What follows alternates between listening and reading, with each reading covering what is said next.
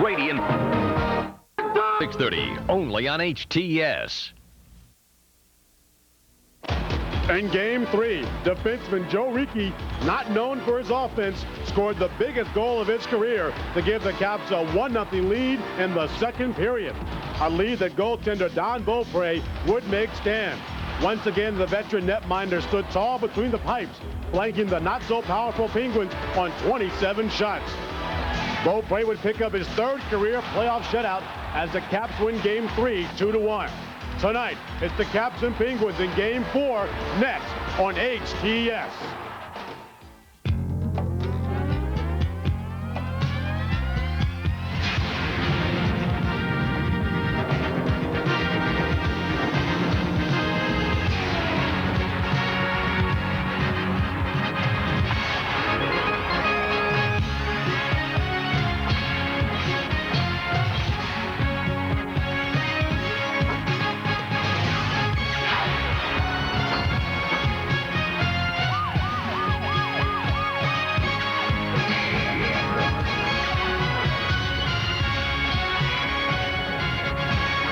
HTS presents the National Hockey League. Tonight from the U.S. Air Arena in Landover, Maryland, it's the Capitals and the Pittsburgh Penguins. HTS coverage of Capitals hockey is brought to you by Miller Lite. Great taste, less filling. Can your beer do this? By Giant Food. Quality, value, and service. That's Giant. Your place to save.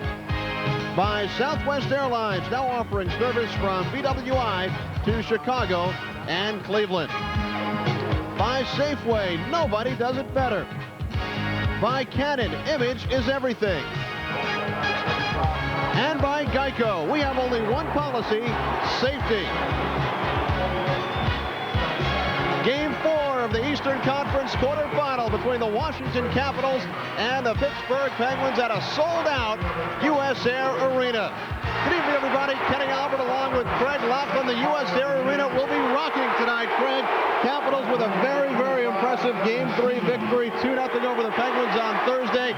Don Beaupre, his third career playoff shutout. Joe Ricci scored both goals, one shorthanded, and then the game winner into an empty net. What do you expect tonight? Well, I expect the same type of effort, Kenny. I think the word is intensity, desire, hard work. That's what the Capitals need. I think you talk about the Game 3 being pivotal.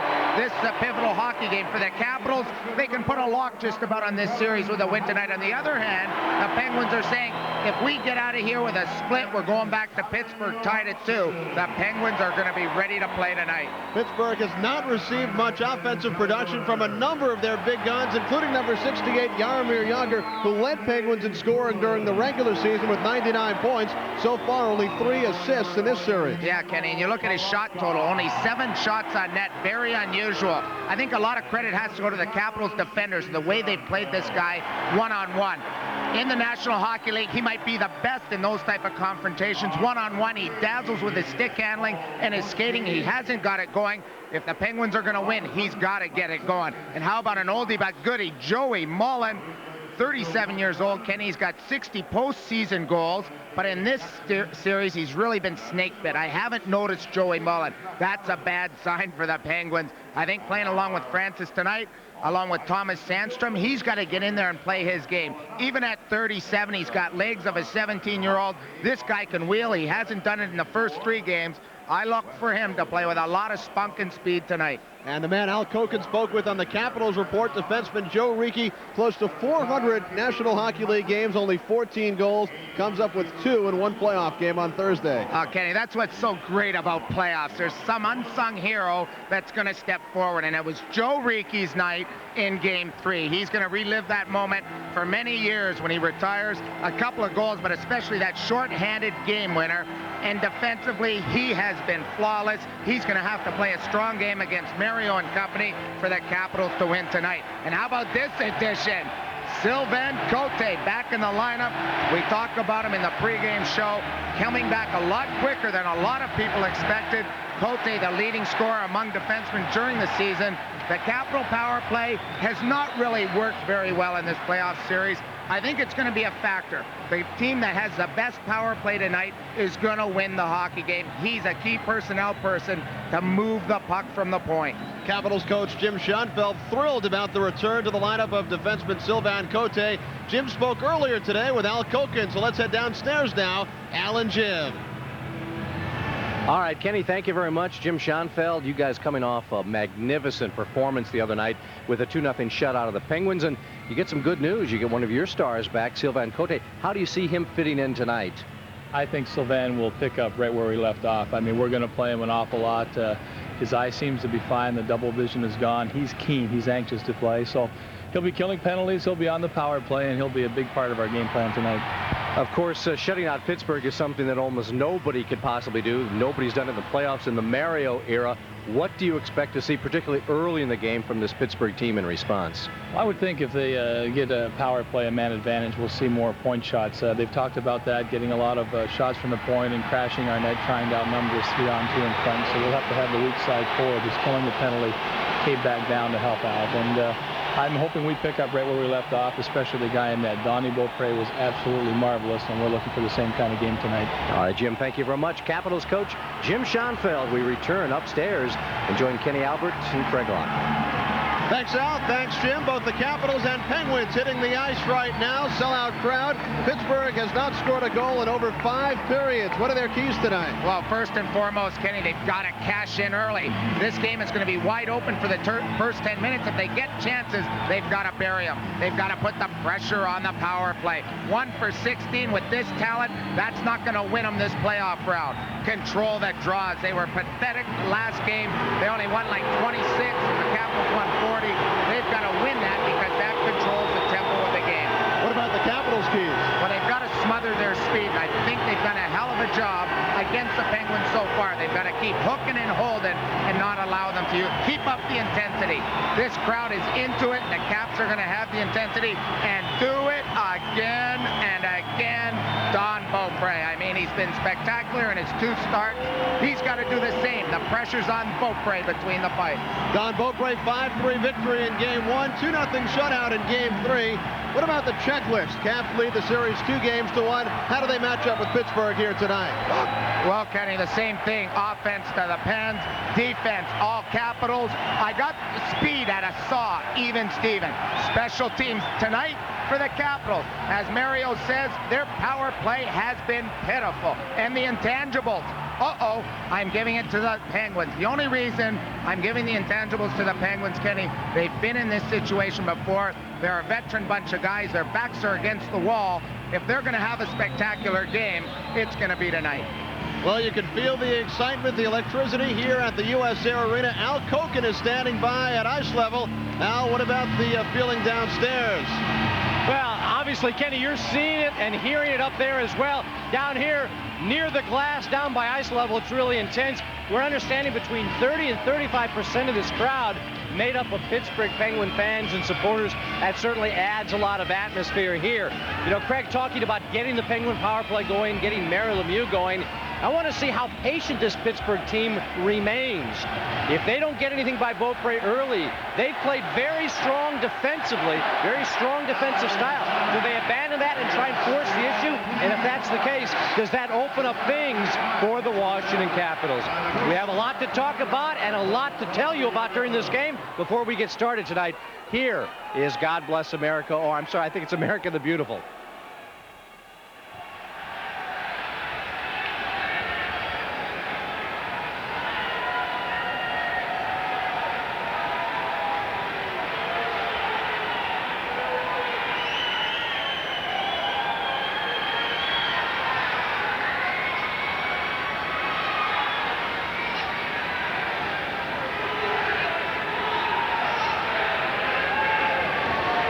Now, ladies and gentlemen, we'd ask that you remain standing for a moment of silence in memory of the 37th President of the United States, Richard Nixon.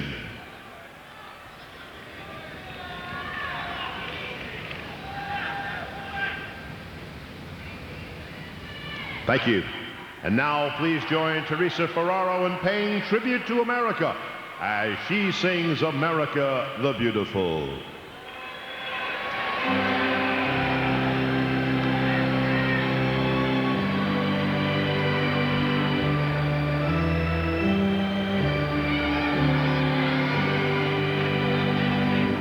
Oh, beautiful for spacious skies, for amber waves of grain, for purple mountains, majesty above the fruited plain. America, America, God shed his grace on thee, and crown thy good with brotherhood from sea to shining sea. And crown thy good with brotherhood from sea to shining sea.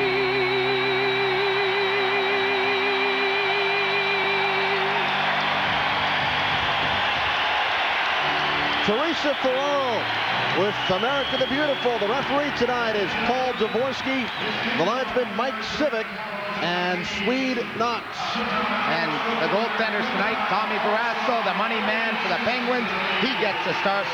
Lifetime now versus the Caps in the playoffs, 8-5. And for the Capitals, Donnie Beaupre again between the pipes. Beaupre has been awesome. He moved one game over 500 in NHL action, now at 30-29. Longtime Capitals captain Rod Langway receiving a standing ovation as he will drop the ceremonial first puck between the captains Kevin Hatcher and Mario Lemieux. Nice to see the Rocket back in this building. Rod Langway, so many great seasons here. Well, they call him the ship. The captain is back, and he, I'm sure, is going to root for this Capitals team to win this hockey game tonight. The Capitals never qualified for the Stanley Cup playoffs until the acquisition of Rod Langway, Brian England, Doug Jarvis, and Craig Laughlin from the Montreal Canadiens. Kenny, if you were going to forget that, I was going to remind you. That's what I was worried about. Now the real face-off. Dave Poulin and Mario Lemieux. Poulin between Michael Pivonka and Kelly Miller. We are underway, Game 4 of the Eastern Conference quarterfinal. Capitals lead the series 2-1. Don Beaupre defends the goal, 2 hours left, and Tom Barrasso to the right. Miller's pass off the boards, chased by Poulin and Shel Samuelson. Martin Straka, number 82 for the Penguins. And this is a new line that Coach Eddie Johnson has put together. Talkin and Stevens playing with the speedy Straka, trying to get Stevens going along with Talkin. You're going to see Straka using the speed, Talkin the banger. They want to get Stevens on the board. Kevin Stevens moving down the left wing. And Joe Ricci made the defensive play. Ricci, the offensive hero of Game 3. Keith Jones with the long drive. Jones and Murphy come together behind the Pittsburgh goal. Yager takes a hit from Ridley. Penguins not able to clear Ricci's shot wide of the Pittsburgh net. Ridley for the Capitals drops it off to Burridge. Sylvain Cote makes his return, playing the right point along with Joe Ricci. Cote missed only 2 games. Wearing a shield tonight, a half shield. Mike Ridley. This is Shel Samuelson. Only one change in the Penguin lineup. Larry DePalma sitting out tonight's game. Peter Taglianetti is in. Taglianetti, number 32. Here comes Poulin with Pivonka and Miller. Offsides. Miller ahead of the play on the right wing. Capital scratches tonight Todd Nelson, Jim Johnson, Jason Allison, Tim Berglund, Todd Krieger, Dale Hunter, and Byron Defoe. So Krieger and Nelson come out of the lineup. Cote and Craig Berube back in. The Penguins get the first great opportunity, but the Capitals get the first big crunch. And Jimmy Schoenfeld's going to like that type of checking. Here's Jones, Keith Jones laying into Larry Murphy. Murphy throwing it up the boards, and look at that. Nice hit. You want to see that early. Jonesy has been a tower of power. He's played terrific in this series. He's a pest out there. He runs over anybody that gets in the way. That gets the Penguins off their flow game. But right off the bat, the Penguins getting with a 3-on-1. That's denied. Good play by Ricky early in the first. Poulin and Lemieux step in once more. John Slaney shoots in. Around the boards to Kelly Miller. Miller hit by a pair of Penguins. Hatcher keeps in. Poulin's shot is gloved by Barrasso, and then Taglianetti has some words with the first Kelly Miller and then Michael Pavanka. Taglianetti inserted into the lineup. He had that larynx problem. Bruce larynx getting hit with a high stick. Schoenfeld looking on right now. Very pleased. He talked to us this morning saying we've got to come out with the same intensity and desire. He knows the Penguins are going to be fired up here. EJ, on the other hand, says we got to get this pitiful power play to click and score on our chances early if we are to beat this team. He says the Capitals are at the top of their game and they're just outworking us. Poulin and Lemieux, third time they've faced off in the first 2 minutes. This time, the Penguins able to control. Rookie defenseman Chris Tamer up the right wing to Lemieux, and Jágr carries out.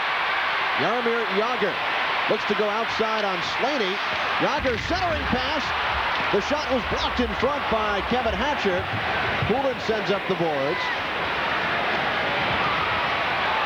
Dave Poulin to center. Crisscrossing with Miller. Poulin backhands down. Kristich back the other way. Dmitry Kristich with a drive, and Barrasso able to get the pad on it.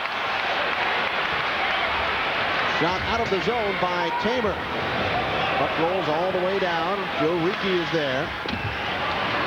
Peter Bondra playing with Dmitry Kristich and Joey Juneau. Sylvain Cote up the right wing to Peter Bondra. Bondra had a goal in game 1. Shovels it along to Juneau. Moving in. Lost it on the backhand. Sylvain Cote with the drive. It's blocked by Ulf Samuelsson. Penguins did a terrific job blocking shots in game 3. They certainly did. They really helped out the goaltender Barrasso. Right there, you're not going to see a nicer feather pass sending in Joey Juneau. At the last minute, he lost the handle. Those are the type of chances you've got to get a shot on net. Joe Ricci watched by the forechecking of Sean McEacher. Cote sends out. McEacher cuts around Ricci. McEacher looked to center. Tocchet was cutting for the goal. Ridley up the boards, kept in by the former Capital Larry Murphy. Mike Ridley with Keith Jones and Randy Burridge. Oh, what a hit by Taglianetti on Burridge. Capitals send in Jones. Centering pass deflected away by Murphy. Here come the Penguins, 3-on-3. Ulf Samuelsson, but Rick Tocchet in the zone a step too soon. 4 minutes gone by this first period. No score between the Capitals and the Penguins.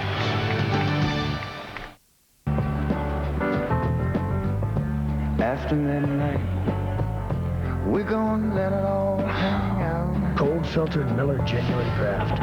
After midnight, we're gonna check the cold one. For those who've discovered its smooth draft taste, the world is a very cool place. We're gonna call talking. So get out of the old and get into the cold. Want to get the best fare to Cleveland? Then you got to be a smart flyer. Now here's Southwest Airlines unrestricted fare. And here's another airline's. Uncanny resemblance, but let's look closer. Not only are Southwest fares available on every seat, every flight, every day, but Southwest has the highest rated on-time performance and customer satisfaction of all major airlines. How do they get all that at such a small fare? And the other guys? fall flat. Southwest Airlines at BWI. Just plain smart. Old-time hockey here on HTS. Look at this kaboom! Peter Taglianetti, a great open ice shoulder check on number 18, Randy Burge. Burge was looking for that puck off the drop pass from Ridley. Taglianetti just inserted into the lineup for tonight's hockey game. He's right into it tonight, Kenny. The Capitals forwards have to keep their head up. The Penguins defense trying to stand up here. Calle Johansson up the boards. Out of the zone, Kjell Samuelsson shoots back in. Johansson takes the return pass from Pavanka. We played 4.5 minutes of this first period. Capitals and Penguins scoreless. Penguins came into tonight's hockey game having been shut out for the last 110 minutes and 54 seconds. They have not scored since Puckett's goal, the game winner, midway through the first period of game 2. Yager stood up for the blue line by Kote. Konowalchuk finds Kristich. 2-on-1 with Pat Peak. Here's Peak, back to Kristich. Shot, score!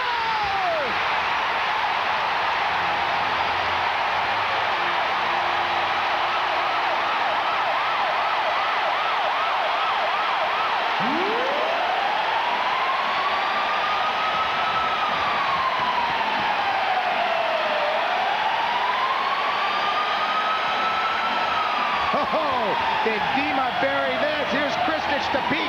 2-on-1 on Jennings. He's fishing there as Kristich gets a give and go and buries it. A beauty. Barrasso, no chance on this one. Look at this. 2-on-1. Jennings backing up. Give to Kristich. Boom, in the net. He has to go up top because he knows Barrasso's coming across with the double leg slide. The Capitals on the Penguins' first odd man rush. They've given up. 1-0 Capitals.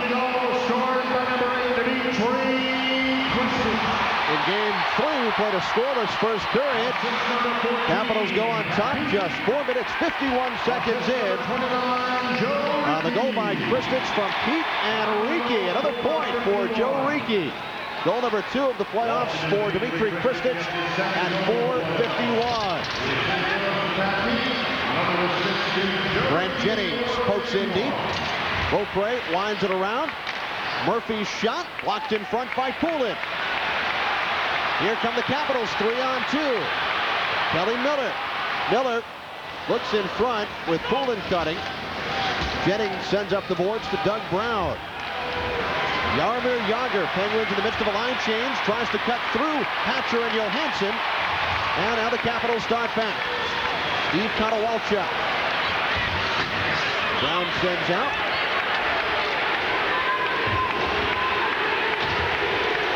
Minutes gone by this first period. Greg Brown up the boards off the skates of Joey Mullet. Tomas Sandstrom. Sylvain Cote back to Joe Ricci. Cote finds Konowalchuk on the right wing. He loses it. Sandstrom. Sandstrom pinned by Konowalchuk. Greg Berube for his first shift of the night. And his first shift since game 1. And that's why the fans here are saying a little bit of cheap. They like to see Craig Berube out there. He's had a terrific hockey season. He's out there to stir it up, a momentum shift again. Berube gets a couple of hits in that shift. That can really shift the way this game is going. It's all Capitals right now. They want to continue that way. Jones bumping with Martin Straka. Here's Tamer floating in front, and Beaupre able to get the right skate out. Here's Tamer once again, and a right pad save by Beaupre. 2 big stops. Stevens, here's Tocchet shot, save Beaupre, and he covers up.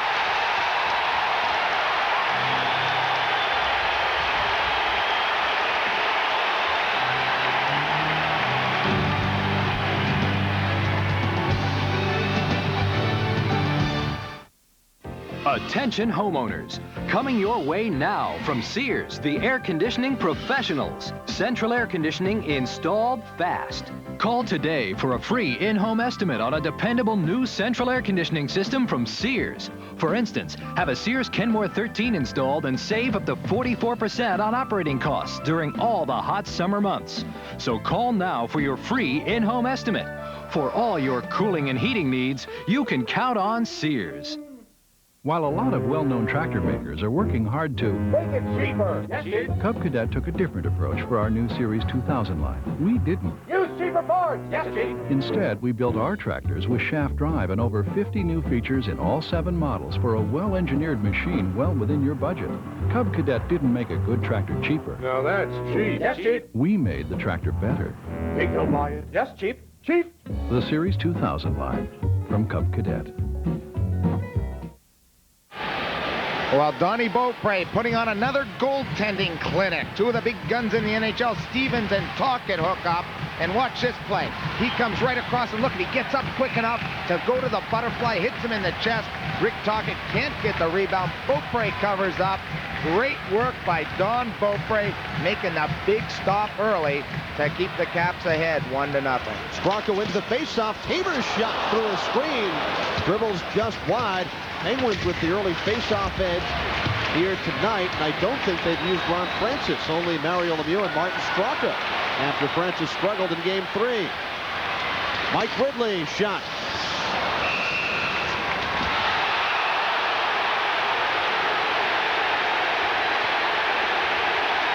Paul Dvorsky calling off one of the Penguins. Kevin Stevens knocked Steve Konowalchuk down after the whistle.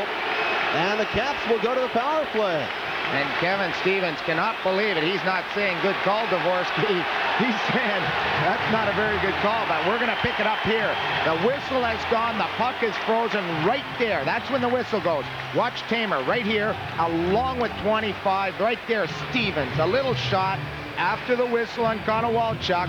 The referees are not going to allow that to go. The Capitals now go to a power play that has to get on track. Here's an opportunity to go up 2-0 in the first period with the power play gets it going. Stevens in the box. 2 minutes for roughing at 7:25. For Kevin Stevens now 10 penalty minutes, no points in this series. And Kenny, a lot of that is frustration setting in. He's saying if I'm not going to score, I'm going to try to play physical. He's a big imposing guy. He's very 225, 6'3", so he does that instead, and that's getting him off his game. It's going to play into the Capitals' favor if he keeps taking penalties like that. Michael Pavanka with the Capitals' only power play goal of the series back in Game 2. Caps 1 of 19. Pavanka centering Kristich and Juneau. Here we see Francis with Pavanka to the right of Barrasso. Sylvain Cote plays catch with Slaney. Kristich in deep. Pavanka looks in front. Juneau. He was tied up by a couple of Penguins, and Pittsburgh able to clear. And the Penguin forwards are going to be really wary of the Capitals defensemen, especially with Cote back in the lineup. They've got to work down low. They've got to take the D and then quickly collapse to help out the two defensemen. McEachern applying pressure on Juneau. Now Cote ahead to Michael Pavanka. Pavanka dumps in. Kristich chasing with Ulf Samuelsson, who bangs the puck out of the zone with 40 seconds gone by. On the Kevin Stevens penalty, Caps try to catch the Penguins on a quick change. Kristich to Pavanka. Caps now setting things up with Juneau along the right wing board. Johansson shot, and Barrasso got a piece of it with the stick. Ulf Samuelsson clears out once again. John Slaney. Sally Johansson. Capitals send on a new pair of wings with Joey Juneau, Mike Ridley, and Pat Peake. Ridley, long cross-ice feed to Hatcher. Backhands around the boards. Juneau out to Johansson. His shot sails high over the net. Ridley chasing with Sandstrom. 35 seconds to go, power play. Hatcher's shot blocked in front. Here's Ridley. Johansson right point, blocked by Mullet. Caps keep it alive. Peak to Hatcher. His wrist shot. And Barrasso able to glove it as Taglianetti has words with Mike Ridley. Just 21 seconds to go on the Caps' man advantage.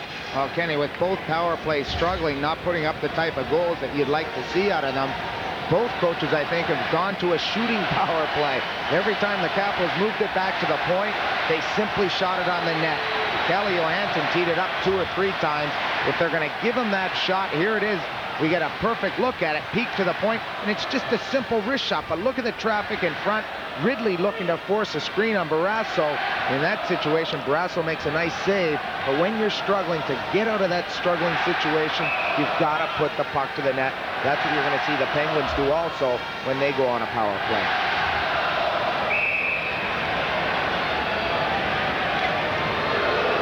Capitals send on Steve Konowalchuk with Ridley and Peak. And Kenny, another note here, a lot of times during the regular season or the last 22 games that Mario played, he was killing a lot of penalties. Maybe he's not feeling really 100%. He left warm-up early. Right now, he hasn't been part of this penalty killing unit. Pat Peak, top of the circle. Johansson shooting, blocked in front. Comes to Peak in the far corner. 5 seconds to go on the power play. Hatcher tees it up. Barrasso to stop.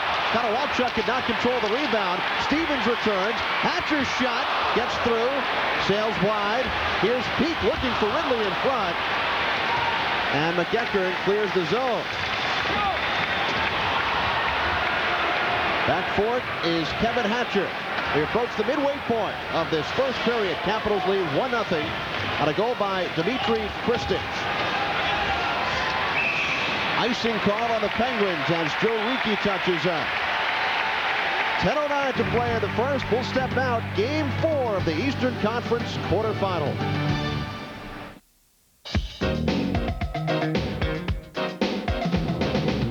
Ain't nothing gonna break my stride. Nobody gonna slow me down. Oh no, I got to keep on moving. At National Car Rental, everything we do is aimed at one single goal, to keep you moving. So choose National, because green means go. Ain't nothing gonna break my stride. Nobody gonna slow me down. Oh no, I got to keep on moving. Welcome back, everybody. Time to take our first look at the Washington Post scoreboard. Only one other NHL playoff game going on right now. That is in Buffalo. No score between the Devils and New Jersey, or in Buffalo, the Sabres. Baseball action, 4-3, the final from Camden Yards. The Orioles victorious over Seattle. And right after this game, the Southwest Airlines Sports Desk with George Johnson. Back up to Kenny and Craig. Thanks, Al. Here's a nice overhead look on the Jeep Eagle Eye looking straight down. Konowalchuk right in front trying to park, looking for a deflection from the point. The Capitals storming Barrasso. Well, that puck deflects off a player in front, goes to the corner. Some good power play pressure on the Caps' first man advantage. Poulin and Lemieux face it off to the left of Barrasso. Set around the boards by Brown to Yager. Hatcher back at his own blue line. Kelly Miller. Miller, here's Pavanka. Throws in front, Barrasso. Hatcher with the shot, sticked out by Barrasso. Pavanka worked over by Brown. John Slaney out at the left point. Slaney shooting one just wide. Hatcher pitching in. Doug Brown over there for the Penguins. Greg, neither team really practiced yesterday. Capitals did skate, but mainly the guys that were not in the lineup in Game 3, and the rest of the Caps just scrimmaged a bit. Penguins did not skate at all on the off day in between Games 3 and 4. Yeah, that's normal, though, Kenny. During the playoffs, the intensity's up so much more. You're really mentally drained and physically drained. That day off, I think, really helped both teams use it. Peter Bondra moving in, then he sends it wide. Peter Bondra streaking down the left wing. Larry Murphy behind the net. Grant Jennings, the defense pairing of two former Capitals, Murphy and Jennings.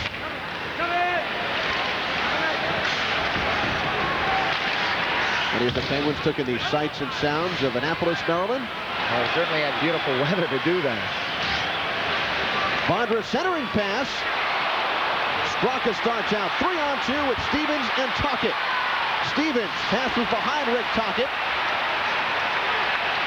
Tocchet, here's Tamer. Tamer's shot wide. Ricky and Tocchet went down to the right of Beaupre. Bondra tied up by Shell Samuelson. Dvorsky letting some things go here in the first period. Certainly is. He's put the whistle away a little bit, but he let one go. Tocchet tackled in front of Beaupre, and then number 12, Peter Bondra, was tackled inside the Pittsburgh zone. He let both of them go, so give one and take one. Cote in a race with Mullen. Chris Tamer across to Shell Samuelson. Tapped ahead by Sandstrom. Randy Burridge. Burridge leaned on by Mullen. Jones in there as well. Jones hit by 2 Penguins. Ridley works it free to Slaney. His wrist shot sails wide of the mark. Burridge out to the right point. Cote shot blocked, and Sandstrom starts ahead with Mullen and Francis. From outside the blue line, Sandstrom stopped by Beaupre. Ridley to the trailer, Cote. Across the line, 1-on-2. Nice move around Taglianetti. Shot, and Barrasso able to get the stick on it. Taglianetti lost his stick. Greg Berube back on for the Capitals, throwing his weight around.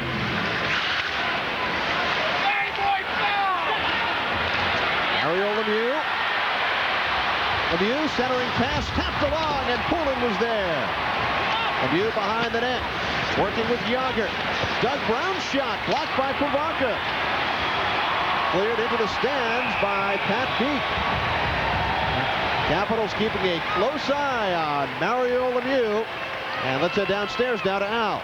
Well, Kenny, exactly what you've just been talking about the Capitals keeping a close eye on Mario Lemieux. One of the things that I've noticed in this first period, with Doug Brown out on that line with Lemieux and Yager, I've been noticing Doug Brown has almost been paying special attention to Dave Poulin. He's been trying to get in front of Poulin, trying to legally, quote-unquote, interfere with Poulin to try and create more skating room for Mario and possibly for Yager as well. So it's an interesting tactic right now being used by Eddie Johnson, using Brown to try and tie up Poulin. Hopefully that'll get, for the Penguin perspective, number 66 on track. Mario Lemieux failed to record a point for only the 8th time in 63 career playoff games on Thursday. The first time the Penguins were shut out of the postseason with Mario Lemieux. And Kenny, just with over 6 minutes left in this period, that's the first real flash we've seen of Mario Lemieux. It's the first time he's really handled the puck this period. And here's Lemieux behind his own goal on the right wing, Yager. We see what Al was talking about, Brown and Poulin. Penguins counter-attacking the shadow. Shadowing the shadow. What do you call that? Well, then what they do, though, the Capitals are playing smart, because when they're countering the shadow, Poulin, now place was taken by Kelly Miller. Hatcher's shot, Barrasso with the stop. Yager took a hit, Straka spun around by Hatcher. Straka with the drive, he scored!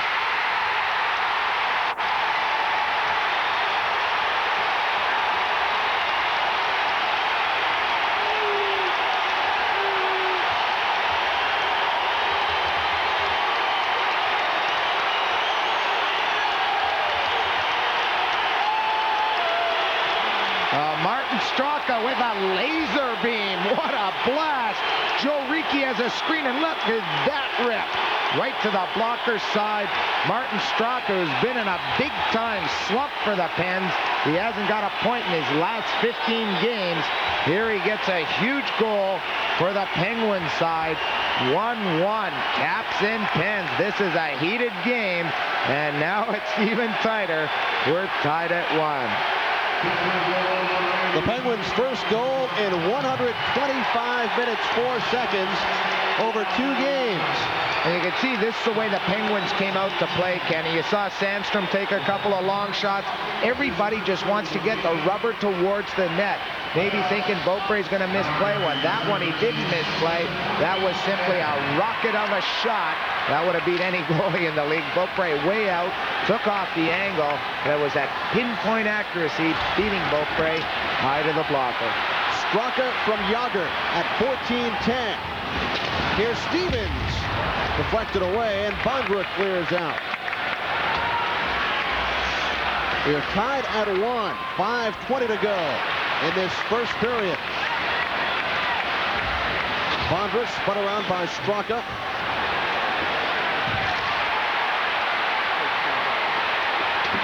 Larry Murphy out near the right point. And Bondruk lost control. Taglianetti is there. Craig, the Capitals out shooting the Penguins 13-5. Here's Francis, 3-on-1. Francis shot, shoulder save by Beaupre. Then Francis takes a hard hit from Sylvain Cote. Centering pass, Sandstrom. Had his stick lifted by Joey Juneau. Kenny, I like the idea that the Capitals are out shooting the Pens, but I tell you what, we haven't seen this in the series yet. The Capitals have allowed a couple of 2-on-1s, 2 3-on-1s, and a couple of 3-on-2s. They're not going to win this game if they continue to do that. The Penguins will bury them down the road. Here comes Randy Burridge. Drop pass to Calle Johansson. Ridley and Samuelson. Mario Lemieux in the neutral zone. Johansson stepped in front of Yager. Lemieux, Shell Samuelson, and Beaupre with the stick save on Shell Samuelson, who was sent in all alone by Mario Lemieux. Too wide open. The Capitals have to get back to basics, tighten up defensively. The Penguins can score quickly and in bunches. The Capitals now have to find a way back to get into their game plan. Rick Tocchet said the Penguins must, in Game 4, play the inside game, go down the middle instead of out on the perimeter. That's what Samuelson did there. Murphy in front. Beaupre the stop on Yager. And Kenny was on Yager and 25. Stevens on the doorstep. The Caps touch the puck. Don Beaupre coming up big here in this first period. 3:22 to go. We are tied at 1. Now, a coast-to-coast savings event that only comes once a year. Announcing the National Jeep Sale at your Jeep and Eagle dealer, where you can buy or lease Jeep Grand Cherokee Laredo at special savings. Get $300 cash back when you buy or lease Jeep Wrangler. Or get special savings when you buy or lease Cherokee Sport with no charge air. So hurry in today, because while our vehicles know no limits, our sales do. See your local Jeep and Eagle dealer. History teaches primordial perspiration shouldn't mess with one's style. Consider this powerful discovery. New Bright Guard Pure Power Clear Gel. An astoundingly clear gel. Thus, it goes on clear without any flaky white stuff, protecting one powerfully. For when it comes to protection, one shouldn't mess around. New Bright Guard Clear Gel. Anything less would be uncivilized. The Penguins' game plan, jump up with the defenseman, and here Mario Lemieux feathers a pass. Look at that pass, a beauty pass. Hatcher to Shell Samuelson, number 28. You rarely see him come over the Capitals' blue line. There he is, all alone, one-on-one on the goaltender. Goes to his backhand, misses wide side. The Capitals too loose in their own zone. They've got to tighten up against this Pittsburgh team. Capitals win the draw. Ricky flips down, chased by Konowalchuk with Taglianetti. Konowalchuk spins away. Stevens over to help out. Konowalchuk and Murphy. 3 minutes to go in this first period. Kristich and Straka, the goal scorers. Burridge. Ridley had it poked away by Murphy. Straka lost an edge. Shell Samuelson over to Peter Taglianetti. Off the stick of Francis. Cote to Konowalchuk.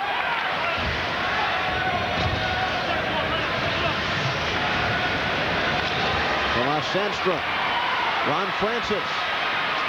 Francis taken down by Hatcher, who's run into by Mullen. Johansson to Juneau. Joey Juneau. Juneau in front, and Barrasso able to kick the puck away. Johansson shoots right back in with 2 minutes remaining. First period. Francis with the helmetless Sandstrom. Over the stick of Francis, played by Ulf Samuelsson. Francis looking for the deflection. Pretty nice move. The Penguins moving up the ice. But you notice their defenseman, once again, Ronnie Francis having maybe his best game of the series, at least the best period. He's been involved. He's been handling the puck. But there again, Kenny, you talk about solid goaltending and how you need it come playoff time. He's been a thorn in that guy's back. Eddie Johnson's club has been not able to solve Beaupre. I mean, they've got one tonight, but he's really been the star of the show. Mario Lemieux has been on the doorstep a couple of times, but unable to beat Beaupre. Mario Lemieux versus Beaupre, a great matchup of two great players. Mario Lemieux centering Brown and Yager. Capitals with the last line change, so the Penguins send out Lemieux, Capitals send out Poulin, and then Eddie Johnston matches that by leaving Brown on the left wing with Lemieux.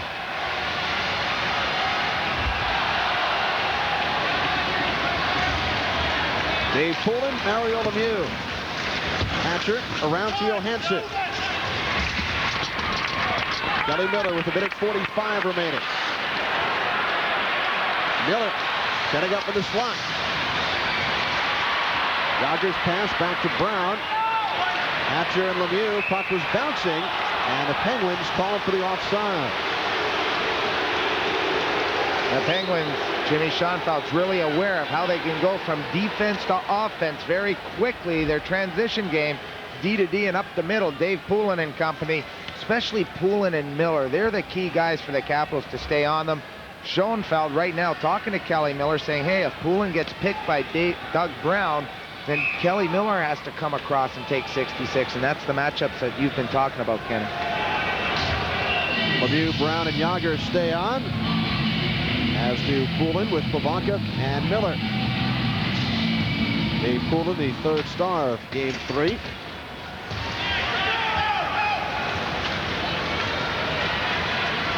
Johansson shoots in from the red line. Miller chasing with Brown. Miller able to work it loose. Here's Poulin. Poulin and Miller in deep. Taglianetti to hit on Miller. Doug Brown to Jaromir Jagr with Larry Murphy. 1 minute remaining. In this first period, Kristich opened the scoring at 4:51. Straka on the blast from about 50 feet at 14:10. Evan Stevens out to the point, broken up by Kristich. Kjell Samuelsson. Yager stripped by Kristich. Kristich keeps it away from Lemieux. Here's Juneau with Bondra. Bondra's shot just wide. Second time this period. Bondra had a good scoring opportunity and shot the puck wide. Bondra out to the left point. Ricky moving in with a lot of time. The shot was blocked. Kept in the zone. Here's Juneau. In deep, Kristich taken to the ice by Ulf Samuelsson. And Joey Juneau is down. Joey Juneau shaken up here with 5 seconds to go in the first period. And now Mario Lemieux takes down Peter Bondra with a stick to the neck. Everybody falling over everybody out there, Kenny. That was a real hectic sequence we saw out there. The main guy right down is Joey Juneau. The Capitals with a great chance to get the lead going into the dressing room. But Bondra, as you talked about it, Kenny, misfired. That's his second or third time he has missed it. And Mario Lemieux giving the dive sign. But that's the important guy right there for the Caps. He's down. Stan Wong really taking a close look at him. Kevin Hatcher and Rick Tocchet.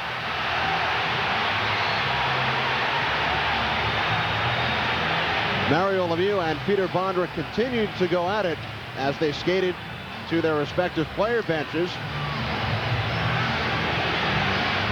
And Kenny, I think actually one of the Penguins left the bench to join in because Mario Lemieux was on the ice. He went to the bench. There are still 5 Penguins on the ice, and the Capitals bench up in arms. Well, there's 6 Penguins on the ice, you mean? Now 6 because Lemieux came back out. Yeah, now 6 that Lemieux's out. And I think Stan Wong was looking at the arm or wrist of number 90. Remember, Juneau took a slash in the Winnipeg game. Yes. A week and a half ago and sat out the season finale in Buffalo. Now Dvorsky explaining things to Sylvain Cote and Mario Lemieux. Going to try to sort this out. Schoenfeld incensed at the Capitals bench. Tocchet still trying to go at Hatcher. Penguins with an extra skater on. And they were definitely not in the midst of a line change as the play occurred. And you're not going to see any calls here. Dvorsky didn't see the first infraction on Joey Juneau. He didn't see the Lemieux incident. We're just going to have a face-off in the neutral zone with 5 seconds left. Dvorsky's going to have a little talk right now to the coach. And here we're take a look in front. There's Samuelson taking down number 10, Kelly Miller. And right there, we see the ankle or the arm. And I'm not sure. We'd have to see that one again of Joey Juneau. There's Eddie Johnson up in arms also on the bench. Both coaches trying to get to Dvorsky. As far down the rink as possible from where the referee Paul Dvorsky was standing and the trainer Stan Wong with Joey Juneau, Lemieux, and Bondra. And Lemieux finally had enough of Peter Bondra's yapping. He pushed him down with a stick to the throat area. And then the jostling continued as they skated towards the benches. 5 seconds to go in this first period. No love lost between the Capitals and the Penguins, playing their 4th game in 7 nights against each other. They only played 4 times during the 84-game regular season. Now 4 times in the playoffs.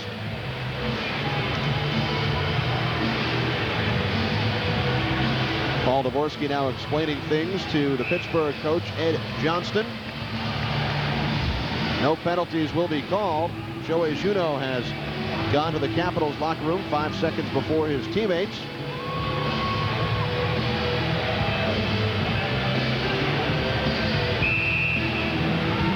And Craig Berube's out on the ice, and Eddie Johnson motioned to McKenzie, number 33. He hasn't seen a shift in at least, I don't think, any of these 3 games.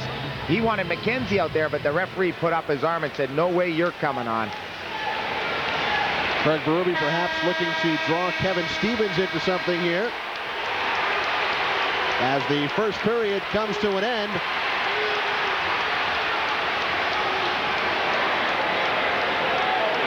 Well, anybody takes a punch now, Kenny, it's going to be what you call a dumb penalty, because the referee's right there. Anybody takes a whack or a hack, you're going to be the guy in the box. You can't afford to do that in a tied hockey game. They're going to leave the ice 1-1 here at the USA Arena. Dmitry Kristich and Martin Strunk are the goal scorers.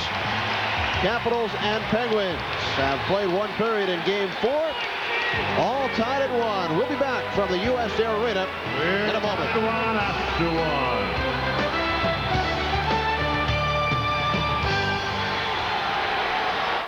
Immediately following tonight's Caps game on HTS, stay tuned for the latest sports scores and highlights on the Southwest Airlines Sports Desk, only on HTS.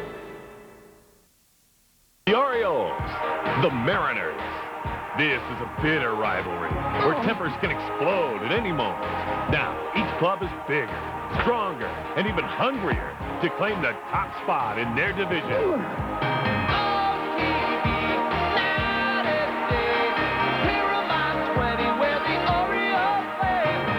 It all begins with the pregame show, Sunday afternoon at 1 on Paramount 20.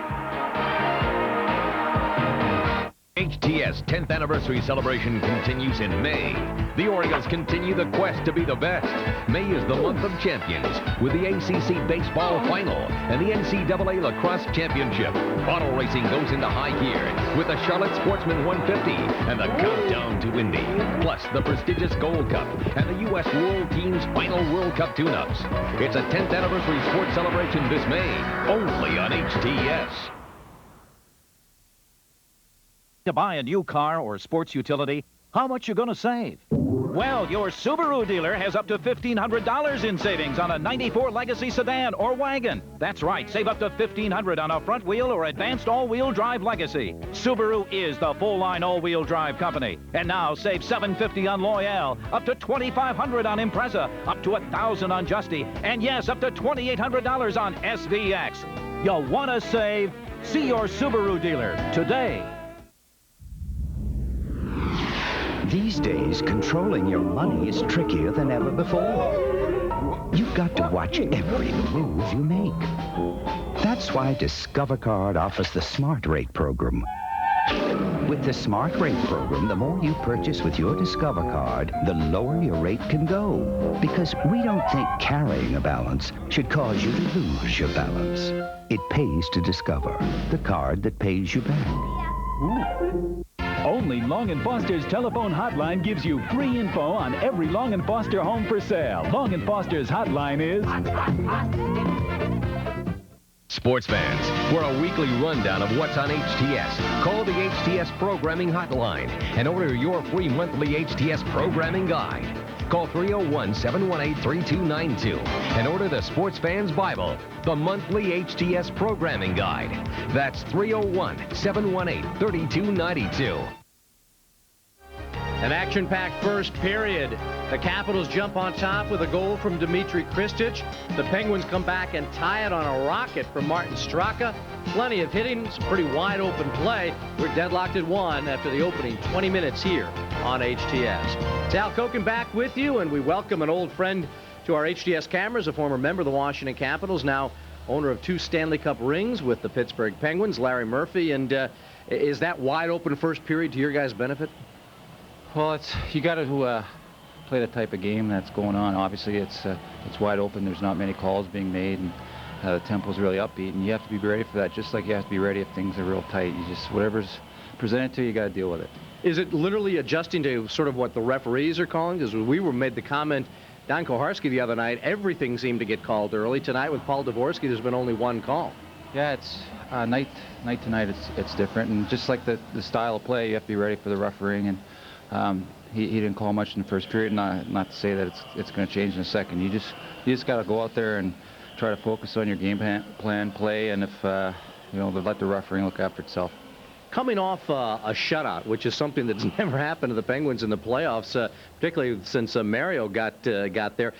Do you make big adjustments, or is it something you just say, it's one of those things, if we stick to what we know we can do, we'll be all right? Well, we wanted to come out and try to get more shots at the net. If you do those, if you get more shots, obviously you're going to get something. We can't get frustrated, but obviously we have to get the puck towards the net and scrambles, ankles, whatever. Just you have to find a way. And some nights it doesn't work for you, as it did last game. But you just never know. You just have to keep pressing. Mentioned the 2 Stanley Cups. I know that's got to be a great highlight and thrill to your career, and kind of interesting that it seemed like both of the toughest series in those 2 years started with the Washington Capitals. Well, the Capitals have always been tough. They're a very competitive team. They've always have been, and they're not going to give you anything. And it's the same way this season. They're taking it right to us. And if we are to win the series, it's going to take everything we have to do it. So you can't take this team lightly. We never have, and probably never will. Obviously, it's a situation that's got to be great for you. You've got some good people to play with, good, solid defensive defensemen to work with, and I would think that just has to accentuate your game. You look like a perfect fit out there. Has it been that way for your years in Pittsburgh? I've been very fortunate. The style play and personnel it fits me perfectly, as you said. And, I never thought I'd ever get a Stanley Cup ring, and all of a sudden I'm traded to Pittsburgh, and we win too. So. It's a dream come true. To win the Stanley Cup is every player's dream, and I've been happy from day one there, and hopefully continue to be so. Tonight we see before the start of the game the ceremonial first puck being dropped by an old friend. The Rocket makes an appearance, and of course Craig Laughlin tells everybody that the deal was really just around him, and that guys like Brian Engblom and Rod and Dougie Jarvis were just throw-ins. But nice to see Rod, huh? Well, yes, everybody knows that Locker was the kingpin of that trade, and. People like to think it was Rod, but I'd have to say it was Craig. He turned things around for this franchise. What kind of captain was this guy? I mean, this I would think would be the type of series he would love to be involved in, with all the banging that's going on out there. Well, he's a very competitive person. That's why he's had such a successful career. And he'd be right out there, right in the thick of things as usual. That's the way he played it. He was a hard-nosed player. You knew you were going to get hard work from him every night, an honest player. And he was a player's player because he relied on sheer determination, and he wasn't the greatest goal scorer in the world, but he compensated, and he was always a big force out there. Larry, before we let you go real quickly, what should we be looking for in periods 2 and 3 coming up? Well, we're gonna be thinking the same thing they are on the other side. want to cut down the chances against and try to continue to create offense. And they're going to be thinking the same thing. So I don't know what's going to happen in the second period. And there might not be any shots, but we'll just have to wait and see. It's always something interesting when the postseason and when the Capitals and Penguins meet. Larry Murphy, first of all, congratulations. We haven't seen you since the 2 Stanley Cup rings. And the best to the family. Best of luck the rest of the way. Thanks, Al. Larry Murphy of the Pittsburgh Penguins. We'll step out for some commercial messages here on HTS and come back with Kenny Albert and the man who was in the middle of that deal, Craig Lachlan.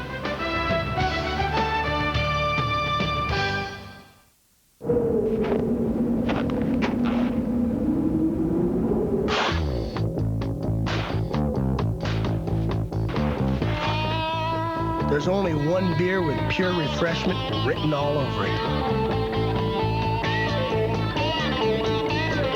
Cold filtered Miller Genuine Draft and MGD Light. Why so many people are getting out of the old and into the cold. We designed a new car. We created a new class. We developed new engineering. We created a new standard of performance. We redefined value. Introducing the Mercedes-Benz C-Class. It wasn't designed to compete with other cars.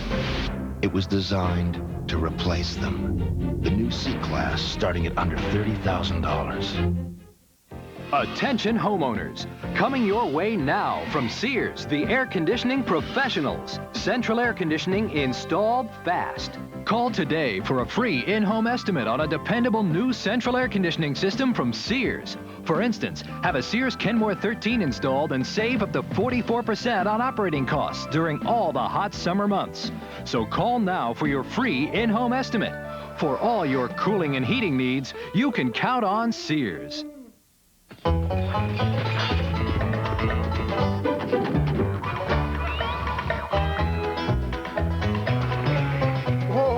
Once, safe and courteous drivers could be found all over this country. Today, these drivers are a vanishing breed. But we know you're out there, and we built a car insurance company just for you. Geico, we have only one policy, safety. The Allisons, the Fitzsimmons, the Washingtons. They all belong to a special club that saved over $33 million in a single year. It's the Safeway Savings Club. Every month, members take advantage of free groceries, special offers, extra discounts, even double coupons. This year, the savings could be even greater. Why not start spending more on your family and less on your groceries? The Safeway Savings Club. If you could use the savings, use your card. HTS coverage of Capitals hockey is brought to you by your friends at Toyota. For quality and value that's simply the best, see your Toyota dealer today. By Roy Rogers. Stop by Roy's today for delicious breakfast at terrific new low prices. And by Gillette Sensor and the new Gillette Series. Gillette, the best a man can get. Dmitry Kristich and Martin Straka, the first period goal scorers. Game 4 of the Eastern Conference quarterfinal. Capitals and Pittsburgh Penguins all even at 1. Kenny Albert, Craig Lachlan back at the US Air Arena. Craig, Capitals with the early goal before the 5-minute mark, but the Penguins came back, had a couple of odd man rushes, but on the whole, pretty even first period. It certainly was, and it was a terrific period of hockey. We had a lot of everything, a lot of banging, a lot of speed, a lot of shots on net. On the Capitals side of the ledger, I thought they played too loose, Kenny. You can't allow the Penguins to freewheel. They had 2 3-on-1s. They had several 2-on-1s and a 3-on-2. They didn't capitalize them. The Capitals stood strong, especially Beaupre and net. And at the other end, the Capitals misfired on chances. Peter Bondra, several chances that he didn't bury. Kristich buries the one, but he has several more opportunities. You've got to take advantage and cash in on those type of chances. That was a good period of hockey, but I don't think to the liking of either coach. The Capitals only took 18 shots on goal the entire game 3. 14 in that first period tonight. They outshot the Penguins 14-8, but to both goaltenders, Tom Barrasso and Don Beaupre, solid hockey, solid goaltending in the first. Yeah, we're going to pick up the first Capitals goal also, Kenny. Here's Kristich going to take off out of the zone. Watch as this play unfolds. It's going to be a bouncing puck. Here it is right along the boards. Beautiful play. Now it's a 2-on-1. Kristich and Pete. Perfect play. Hold it here. Hold it here. There's number 3, Grant Jennings. And look at Pete coming late. Kristich is on his backhand. And watch this nice pass. He's going to give it to Pete, and it's a give and go. Ahead to Pete. Hold it here. Hold it right here. Look at Jennings. He's down with his stick trying to poke this free. But Kristich, who's on his off wing, look where his stick is. It's behind him. That's for a reason. He wants the puck there so he can shoot right away. And Barrasso's going to try to double pad save. But watch this. Right over top. Bingo. A beauty on a 2-on-1 give and go that the Capitals bury. Goal number 2 of the playoffs for Dmitry Kristich from Pat Peake and Joe Ricci at 4:51. And then we're going to pick up the Penguins goal. Here it is coming up the boards. There's Yager. He just about overskates it there. And watch what happens. The Capitals are trying to get back. They're going to get a chance on net. And there it is, right in front. There's Straka. Hold it here. You got to have Hatcher if he just takes him, but he curls off him. Now he's got a full head of steam. He's trying to come down the ice. Straka's going to take off. He's a nimble, quick player. And watch this laser beam, a blast. Beating Beaupre, using Ricci as a screen. That tied up this hockey game. So the Penguins finally on the scoreboard at the 14-10 mark. Straka with his first of the playoffs, 3rd lifetime playoff goal. Yager the lone assist, 14-10 the time. That tied the game at 1. And then later in that first period, some hard hitting at both ends, and Joey Juneau went off with 5 seconds left. Looked like he took a slash in the arm. I think he did, Kenny. There was a lot of stick work out there, a lot of banging. I thought that muscle was going to go at the end. McKenzie was sort of touched him on the back here. I was touching you to get out there, but Berube was out there also. We could see fisticuffs in this second and third. Well, Craig Berube was out for the faceoff. He had words with Kevin Stevens as that first period came to an end. The Washington Capitals have taken the ice right behind us. Don Beaupre leading the Capitals out. Here, the final seconds, you can see the end of the first period, and Joey Juneau will come into the picture in just a moment. And there's Stevens and Samuelson in front, but watch that. I'm not sure what happened there, but you can see the guy from behind hitting. Watch this from behind. Right on the arm, there's the stick right there coming through. It catches Joey Juneau, and it was Rick Tocchet, I think, that caught him. That's why his wrist is a little sore. Well, hopefully we will get an injury report on Joey Juneau right now before the start of the second period. Let's go downstairs to Al Koken. Al? All right, Kenny and Craig, thank you very much. Literally right now, Joey Juneau is walking onto the the USA Arena ice with the Capitals, and he should be able to play the second period. They did not take any x-rays, so that is definitely positive news. Dr. Richard Grossman examined him. I have not been able to talk to Dr. Grossman, but he is back out on the ice, should be ready to go for this second period. We'll try and find out if there's any other word, but the positive word is that there was no x-rays. The slash to the left arm near the left wrist.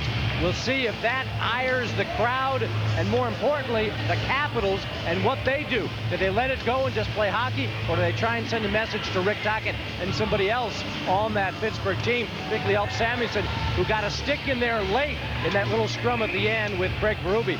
Be a very interesting second period we've got coming up. And to take us to it, let's go back to Kenny and Craig. Thanks, Al. We get set for the start of period number 2. Capitals and the Penguins. Don Beaupre will defend the goal to our right, and Tom Barrasso to the left. This should be an exciting period, Kenny. There's Tommy Barrasso. He had a strong first period. Nothing you can do about that 2-on-1. And Beaupre at the other end of the ice to the right. Played very well in the first period also. The Penguins had a lot of chances in tight. What both teams are trying to accomplish that we have not seen in the first 3 games is anytime they get the puck, they're driving to the net using their speed wide. And that causes problems for any defenseman in the National Hockey League because you're not sure whether to pivot or take the late man. There's big Kevin Stevens, who has yet to get on track for this Penguin hockey team. Kevin Stevens with 2 shots on goal in that first period. Kevin Hatcher led the way for the Capitals with 5 shots. Capitals 5 shots on goal during their lone power play.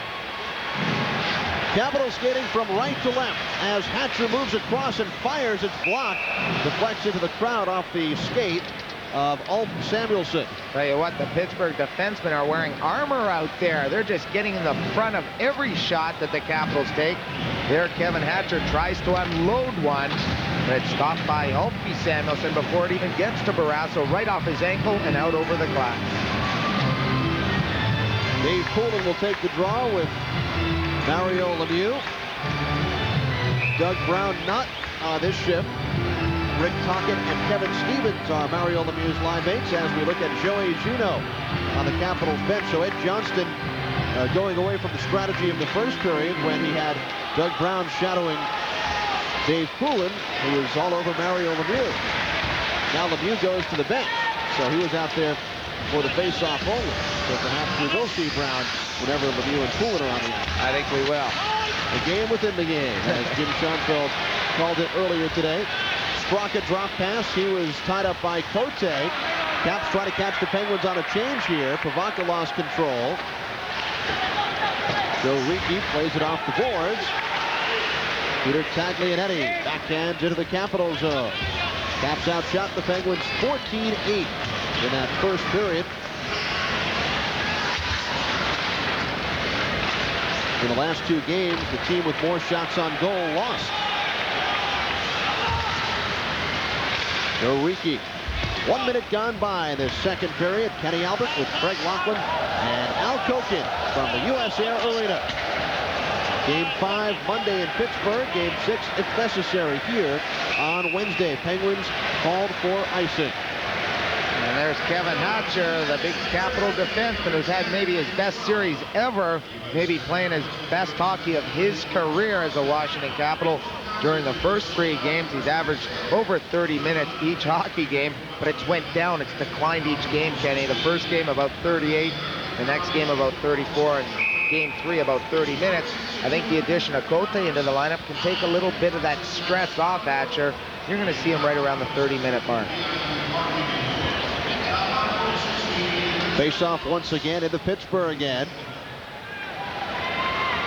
After the poor face-off performance by Ron Francis, Mario Lemieux has taken a majority of the draws today. Lemieux not usually terrific on the draws as well. Right, and Eddie Johnson came to the defense of his centers and actually said, during the face-off game, it's more than just the draw. You've got to work the wingers into it. He didn't think his wingers were getting in there to help out the centerman when there was a loose puck. So they've made that adjustment also. Eddie Johnston says on many occasions the puck was sitting there and the Capitals just wanted it more than the Penguins.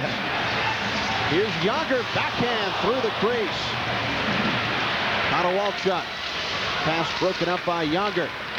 Here's Doug Brown cutting to the outside on Hatcher. Yager behind the net. Johansson and Doug Brown. Hatcher backhands up the boards. And Connor Walchuk clears to Dave Poulin. Back to Calle Johansson. Teams played wide open hockey for a 5-minute stretch in that first period, but aside from that brief time, as the Penguins, Joe Mullen accepts a pass across 2 lines. Other than that, once again, the defensive style hockey. Only 2 goals so far as Ed Johnston instructs Mario Lemieux. Eddie Johnson just telling him, Mario, this is how you score, kid. You just go out there, make a few moves, and put her in the net. I think he's probably telling him to, you're going to be playing a lot 66 and take a nice little rest here to get a breather. Mario Lemieux has to get it going.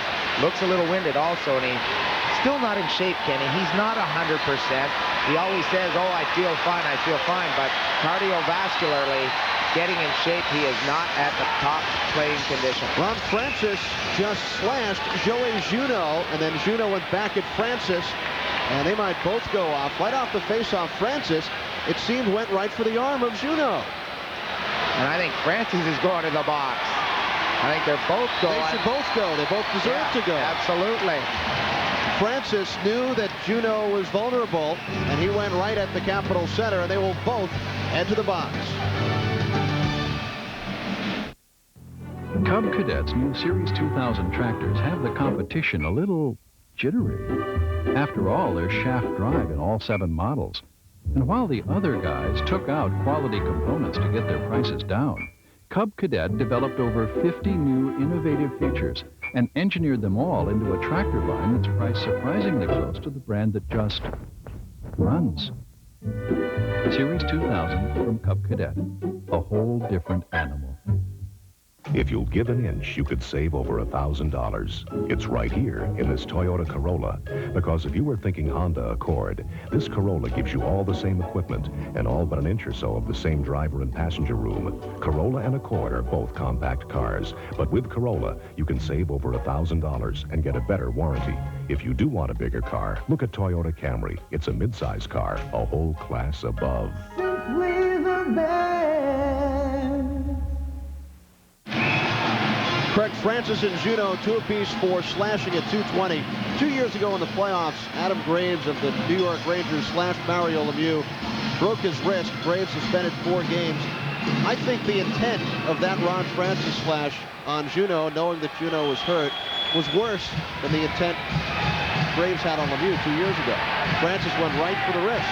I think absolutely. The Penguins are going to do anything to stay alive. No one saw it. The referee caught, I think, just the end of it, Kenny. I don't think he saw the initial slash, but they're going to do anything they can to get Juneau off his game or to put him out the series. They know how important he is to this hockey team. 4-on-4 hockey. Sandstrom's blast is stopped by Beaupre. Cleared ahead to Mike Ridley. Sandstrom on the right wing. Shot goes high and wide. Pat Peak there for the Capitals. Clears out. 4-on-4 for the next 90 seconds. Greg Brown moves across. And the puck stripped by Ridley. Slaney. Puck was bouncing on Peak, who then backhands behind the Penguins' goal. Mario Lemieux likes to hang around the neutral zone. He's looking for a long lead pass. Most of the time, you'll just see 3 Penguins in their zone. What Mario Lemieux is trying to do is open up some ice for guys like Jágr. Here's Jágr, the drop to Lemieux. The return pass. Jágr did not get good wood on it, then tries the wraparound. Jágr loses his stick as the Capitals come out. Pavanka moving in on Murphy. Pavanka joined by Hatcher, who deflects one softly towards the goal. Barry Murphy off the glass, played by Ricci. 30 seconds to go on the coincidental minors on Juneau and Francis. 1-1 hockey game, 4 minutes in. Second period, Bondra stopped by Barrasso. Bondra shot wide on 2 golden opportunities in the first period. Got that one straight on. Shel Samuelson away from Tocchet. Slaney bounces away from Kristich. Bondra is there. Peter Bondra across the Penguin line. Juneau just out of the box. Along with Francis, team's back at 5-on-5.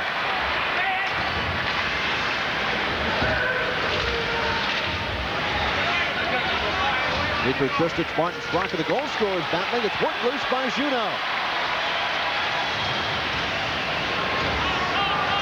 Peter Taglianetti firing around the boards. Kept in the zone by Joe Ricci. Bondra, here's Juneau. Kristich not able to tee the puck up. Kevin Stevens moves out 2-on-2 with Tocchet. Hatcher and Ricci are back. Stevens moving in. Beaupre to stop, and then it's cleared to the side by Ricci. Kevin Stevens walking in all alone, looking for his first goal of the series. Straka double team. Hatcher moves it out. Here's Juneau. Bondra offside. 14:40 to play in the second. Capitals 1, Penguins 1. To get the best fare going to Chicago, you've got to be a smart shopper. And here's Southwest Airlines' unrestricted fare. And here's another airline's. They look the same, don't they? But let's take a closer look. Not only are Southwest fares available on every seat, every flight, every day, but Southwest has the highest rated on-time performance and customer satisfaction of of all major airlines. Now that's some good news. And the other guys? Pale in comparison. Southwest Airlines at BWI. Just plain smart. Our Discover Car trivia question, the fastest goal to start a playoff game, 6 seconds by Don Kozak, who holds the record for the second fastest postseason goal at 7 seconds. Have to have a couple of guesses on that one, but here's a ultimate power forward move. Stevens with a head of steam, going through the seam, going past Hatcher and Ricci. You're not going to see that happen. That's why he gets over 40 ducats a year. 40 goals, he's a given for that. And he had an offseason. He had 41 this year. Snake bit in this series. Beaupre coming up large. One more look at the power forward move. Going to the net, keeping the feet moving. Trying to beat Beaupre. Beaupre, the man of the hour right there, stopping Kevin Stevens point blank. Kevin Stevens, 41 goals, 21 on the power play. Caps control the draw. Slaney paired with Cote. Ridley centering Burridge and Jones. Jones in deep. Burridge hit by Brown. Centering pass. Samuelson and Jones go to the ice. McEachern can't clear. Hops over the stick of Cote. Offsides. Perhaps McEachern did not hear the whistle. And with a shove on Sylvain Cote. There's Sylvain Cote wearing that face shield. He says he's very used to it. He worked for 6 years in Hartford.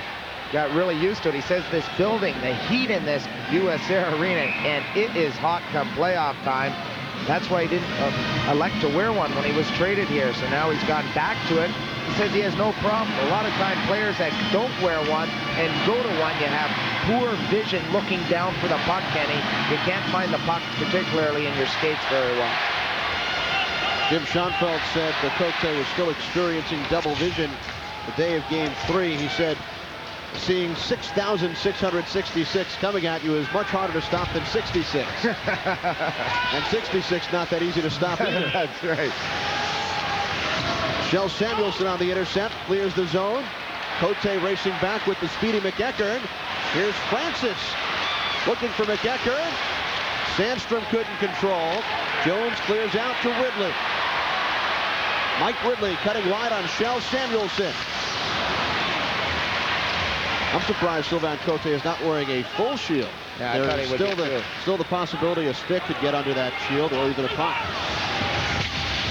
Hamer and Povanka bump. Barrasso. Francis off the boards. Hatcher across to Johansson. 13:20 remaining second period. Kristich and Straka, the goal scorers in the first. Johansson shot on the screen. Barrasso is there. Poulin back across. Poulin centering pass right into the glove of Tom Barrasso. Dave Poulin showing some great speed to the outside, turning the jets on and forcing Barrasso to stop that puck. Poulin trying to go in front on this, trying to dish it on the backhand saucer. Here it is. Look at that nice little flip saucer. The Capitals driving to the net there, but Barrasso reads the play very well. Catches it in his right hand and forces a face-off. Poulin, I think, the story coming down the stretch of the season, Kenny, he's played some terrific hockey after a sluggish start, but right now, really the guy that the Capitals have to look for, not only leadership on and off the ice, but leadership to cover number 66. That's a tough job for number 9. 9 and 66 on the face-off. Capitals control the loose puck. Ivanka tries to tap to the point. He does. Hatcher on the wrister. Deflected by a couple of sticks. And the Penguins flip out. Brown hustled off by Poulin. Hatcher around the boards. In together with Lemieux. Once again, the big hit by Kevin Hatcher on Mario Lemieux, and a Capitals penalty. Kevin Hatcher will head off.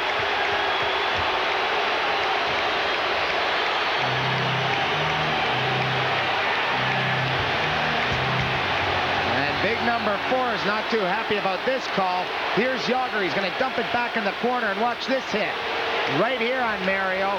He gets his stick up right there. The initial hit was clean, Kenny, but then Hatcher did get the stick up. That's a good call by the referee. He caught it. Had he just continued with that check, that was a great hit. But it's that extra cross check or high stick across the face that is going to nail you. The Penguins go to the power play. 2 minutes for high sticking at 7:27. Penguins 1 of 16 on the power play. This is their first tonight. And remember, the Capitals scored a shorthanded goal in Game 3.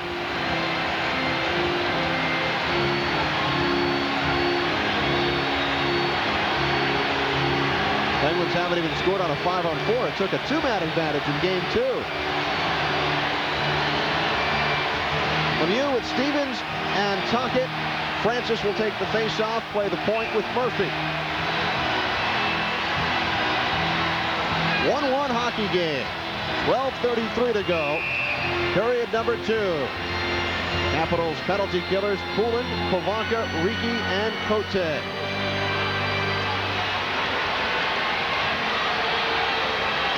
Francis wins the draw cleanly. Penguins have taken a lot of time to set up, Greg, over the first 3 games on the power play. That's been one of their problems. Here's the wraparound attempt, and it's cleared out. Cleared down by the Caps. That's been one of their problems, Kenny, but that's been why the Capital penalty killers have had success. The Penguins are a very talented team on the power play. They don't particularly like to dump it in, Kenny. They like to get it in the zone under control by carrying it in. And right there we see another example that when there's 4 guys back, you can't carry it over the blue line. You've got to dump and chase against the Capital penalty killers. Lemieux. Riki sends back. Murphy is there with 1:15 to go on the hat-trick penalty. Only the second power play of the night. First Penguins man advantage. Solid forechecking by Ridley and Miller. Shot in by Murphy. Lemieux took a hit. And the puck is cleared out. Played offside. Stevens chases behind the net.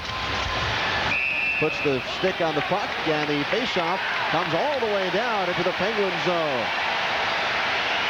Well, their best chance came on our wraparound early in this power play, Kenny. We're going to take a look at it. Beaupre sort of caught the puck. He made a pretty good play to stop it as Jimmy Schoenfeld on the right and Keith Elaine on the left look on. But a pretty good save. Here it is on the Jeep Eagle Eye looking straight down. Watch this. Kevin Stevens going to come out in front. And there's Tocchet also. Stevens against the board. It's actually Tocchet that got to the loose puck, Kenny, and tried to put it through the 5-hole. But Stevens and Tocchet all around the net on our Jeep Eagle Eye. Some anxious moments, but Beaupre had another strong performance here in Game 4. Sellout crowd, 18,130. As Poulin and Lemieux face off one more time. The defensive pairing for the Penguins, Ulf Samuelsson and Greg Brown. Lemieux sends behind the net. Poulin wrestled to the boards by Yager. And the puck is frozen with 37 seconds remaining on the Hatcher penalty. What Eddie Johnson said about the Penguin power play was they weren't very good, but he also said, why do we always try to make every power play goal a highlight goal? So he's changed their philosophy too. You're going to see it when they do get the puck. The point men are going to be shooting more. Ulf Samuelsson, Brown, they want them to shoot the puck. It's the rebounds. It's the deflections that score goals in the playoffs. Yager and this talented group have to get it to the point and simply shoot the puck and hope something glances in off somebody or deflects or get a rebound.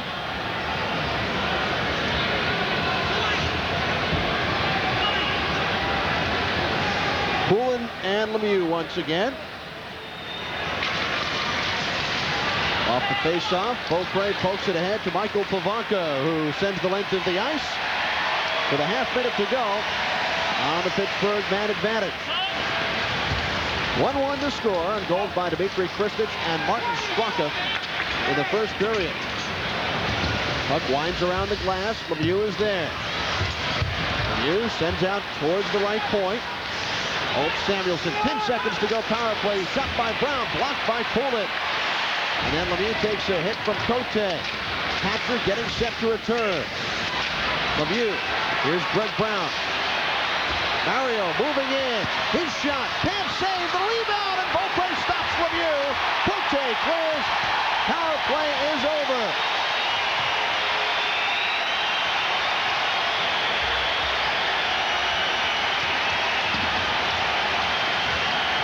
Don Beaupre continues to frustrate the Pittsburgh Penguins.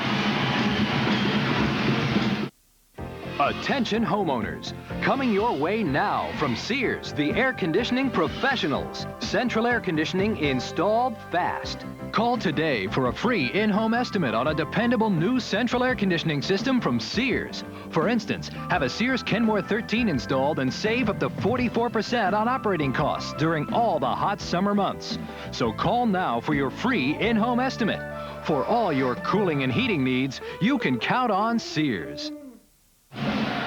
Welcome back, everybody. 3 other NHL games going on right now as we go to the Washington Post scoreboard. Buffalo with a 3-2 lead over New Jersey. Hasek against Brodeur, the goaltending matchup once again. Patrick Waugh has come back from Montreal. He is in net, and they lead Boston 3-1. That in the first. And also in the first, Belfour against Potvin, the matchup in goal. And it's 2-0 on a pair of Tony Amonte goals for the Blackhawks.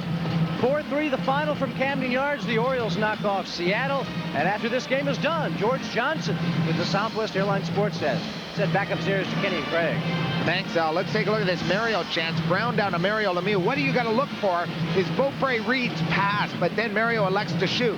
Right there he reads pass, but Beaupre's going the other way. But he lucked out there because he had his pad still on the short side. That's where Mario Lemieux is so dangerous. He catches goaltenders off guard. There, Beaupre moving the right way, but he's on his game. Makes his stop on 66. Craig, what is it about these NHL players from the province of Quebec? Sylvain Cote scheduled to miss 3 weeks, misses 2 games. Patrick Waugh, early reports, appendicitis, back in after missing just 1. Big hit by Connor Walchuk on Murphy, allowing Woodley to move in. The blast by Johansson over the net. Great hit by number 22, Connor Walchuk. That was a beauty. Murphy running to by Ridley. Chris Tamer plays it ahead. Here's Joey Mullen. Francis around Jones, offsides. Mullen pushed into the zone, and then Tamer has words with Jones. Chris Tamer pulled away by the towering linesman Mike Civic at 6'8". I don't think Tamer even wanted to try to push back. That Civic guy is a big dude. He pushed him right away. And watch this check. We're going to see number 22, Connor Walchuk, right here on Larry Murphy. That's a great open ice shoulder check. Nothing dirty about that. That's part of the game of hockey. That's the way it's supposed to be played. Neutral zone face-off. One more look. Beauty. That's a rock'em one. Rod Langway would be proud of that check. He sure would. Rod dropping the ceremonial first puck here tonight. Midway through the second period, Taglianetti shoots in. Capitals 1, Penguins 1. Caps lead the series 2-1. Juno behind the net. Kristich around to Peter Bondra. Away Juno. Across the Pittsburgh line, Kristich just ahead of the play. Both teams' defense really standing up, Kenny. It's been really hard to penetrate either team's blue lines. When you've got forwards coming back, that helps the defense out immensely. The defense are able to hold the blue line, and that's what we have happen here. A lot of offsides in this second period. Joey Juno and Ron Francis say hello once more, perhaps discussing the Bruins-Whalers rivalry.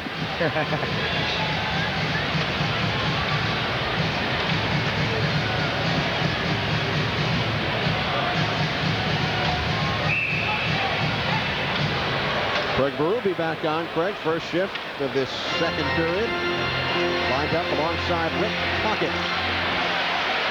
2 former teammates with the Philadelphia Flyers. Well, you see, you'd take that match anytime. If Berube can get Tocchet off the ice, you're going to like that if you're a Capitals fan, I tell you that, because Tocchet, he's a gamer, but he's smart there. You see, Berube wanted to take him off and wanted to go, but Tocchet, he's been around enough, he's caught enough to know that he's better on the ice than he is in the penalty box.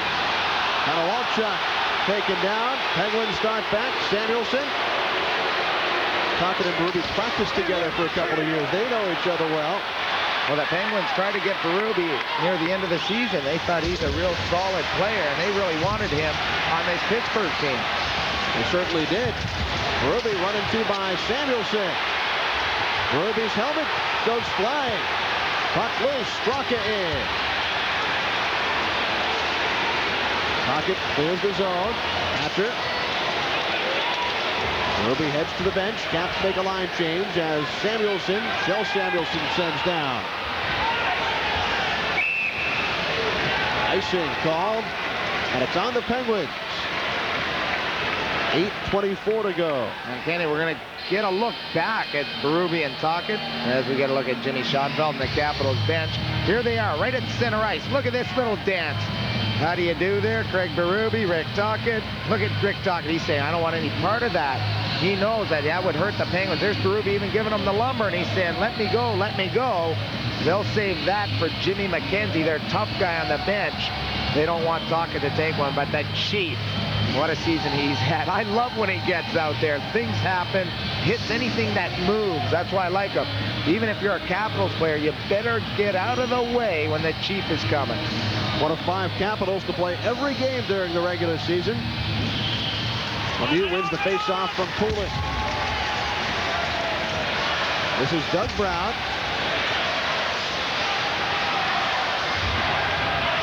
Poulin, backhand pass to Michael Pavanka.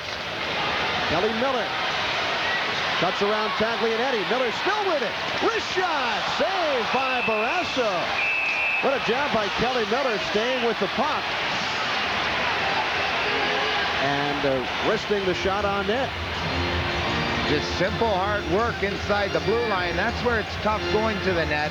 The Capitals just outworking the Penguins, sort of pickpocketing them right there. Taglianetti gets caught up. And look at Jágr putting the lumber on 3 Penguins around Kelly Miller, and he still finds a way to get a shot on net.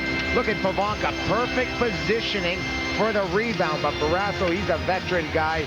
As soon as that puck's in front, he quickly covers up, forcing the faceoff. Who else but Dave Poulin and Mario Lemieux. Peter Taglianetti on the Penguins bench. Face off to the right of Tom Barrasso. You know, all the talk about Don Beaupre the last couple of days, but what about Barrasso allowing just 1 goal in game 2, 2 in game 3, 1 so far tonight. Great goaltending on both ends since the 5-3 game 1. 8 goals scored in the first game, only 7 since. Low scoring, tight checking, defensive series so far as Lemieux takes Poulin out of the play. Kelly Miller off the boards to Dave Poulin. Barrasso, the lead pass to Jágr. Has Francis behind him. Francis blocked by Cote. Sandstrom tries to center and then tries to stuff it. Here's Kamer shooting. Riki winds it up the boards and out. Larry Murphy. Ron Francis on the right wing. Cuts inside. The shot deflects off the skates of Cote, and Sandstrom centering pass went astray. Larry Murphy back. Watched by the forechecking Randy Burridge. Joe Mullen. Pat Peak is there for the Capitals. Ahead to Burridge. Joey Juneau with 6.5 to go. Lead pass to Peak. Pat Peak shot. Pass save by Barrasso. Another terrific pass. Juneau cross ice. Hatcher away from Mullen. Here comes Bondra. The drop pass. Juneau. Bondra. Turnaround scores!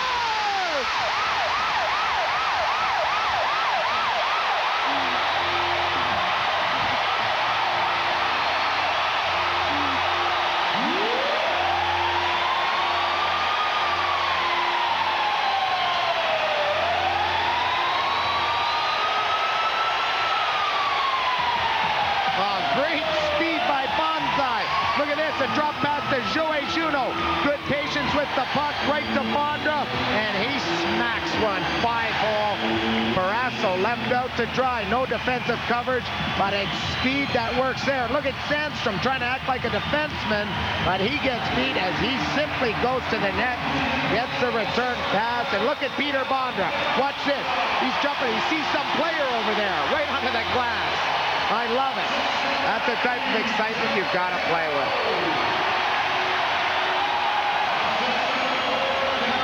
Kevin Hatcher started the play at his own blue line. Quick transition, quick turnover. Peter Bondra's second goal of the playoffs, 7th career postseason goal from Juneau and Hatcher at 13:47, and the Capitals lead 2-1.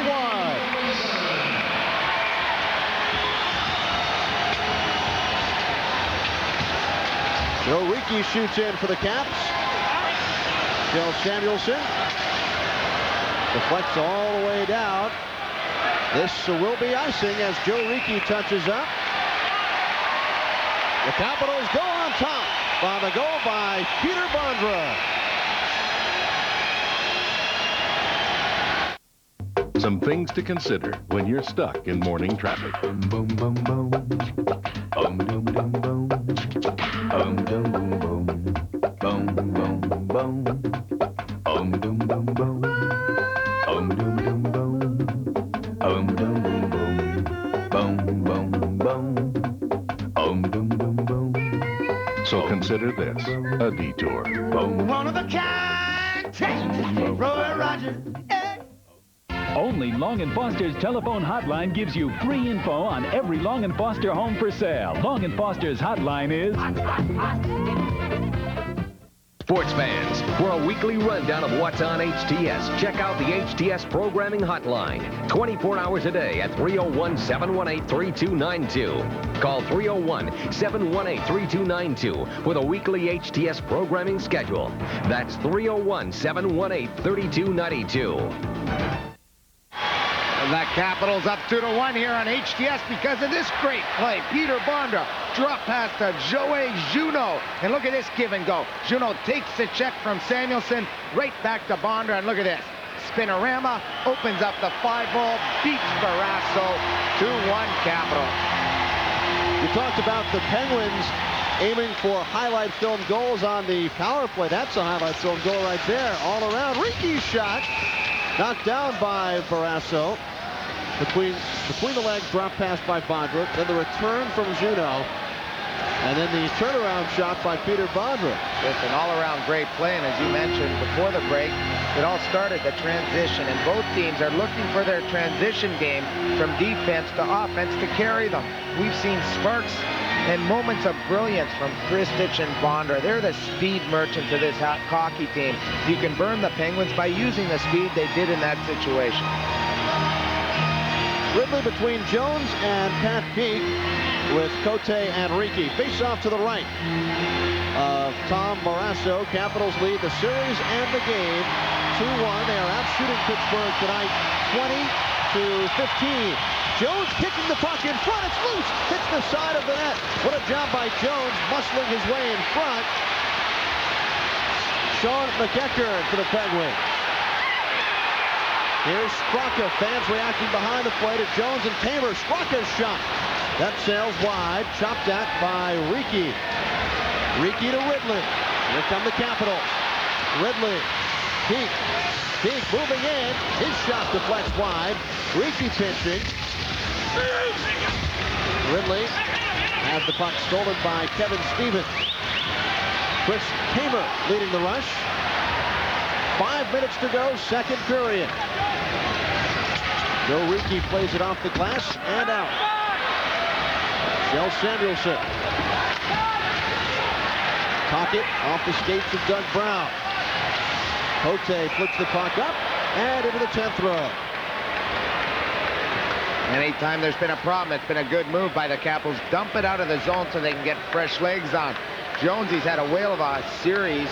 3 games, he's been a real thorn in their side as we see Cote go to the bench. But watch Jones go to the net here off the draw. The importance of loose pucks. Tamer and Murphy all over him, but watch where this puck goes. Right past the post. That just about was a goal for Keith Jones.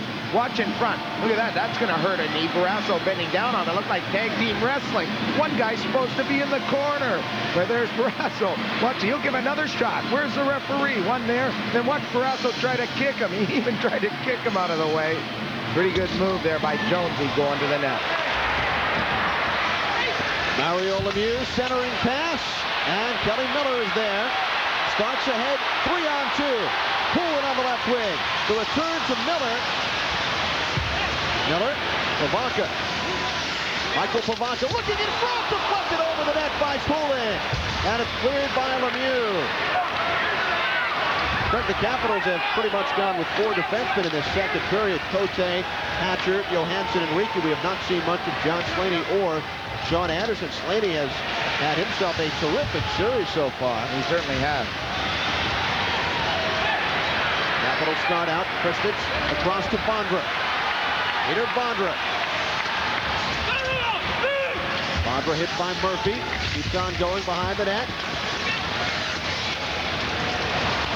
Cote thought about pitching. Doug Brown with Mullen. Away from Mullen. John Slaney on right now. He and Francis come together. Puck squirts out to Peter Bondra. Bondra to Kristich. Taglianetti. Greg Brown tapped over to Mullen. Slaney.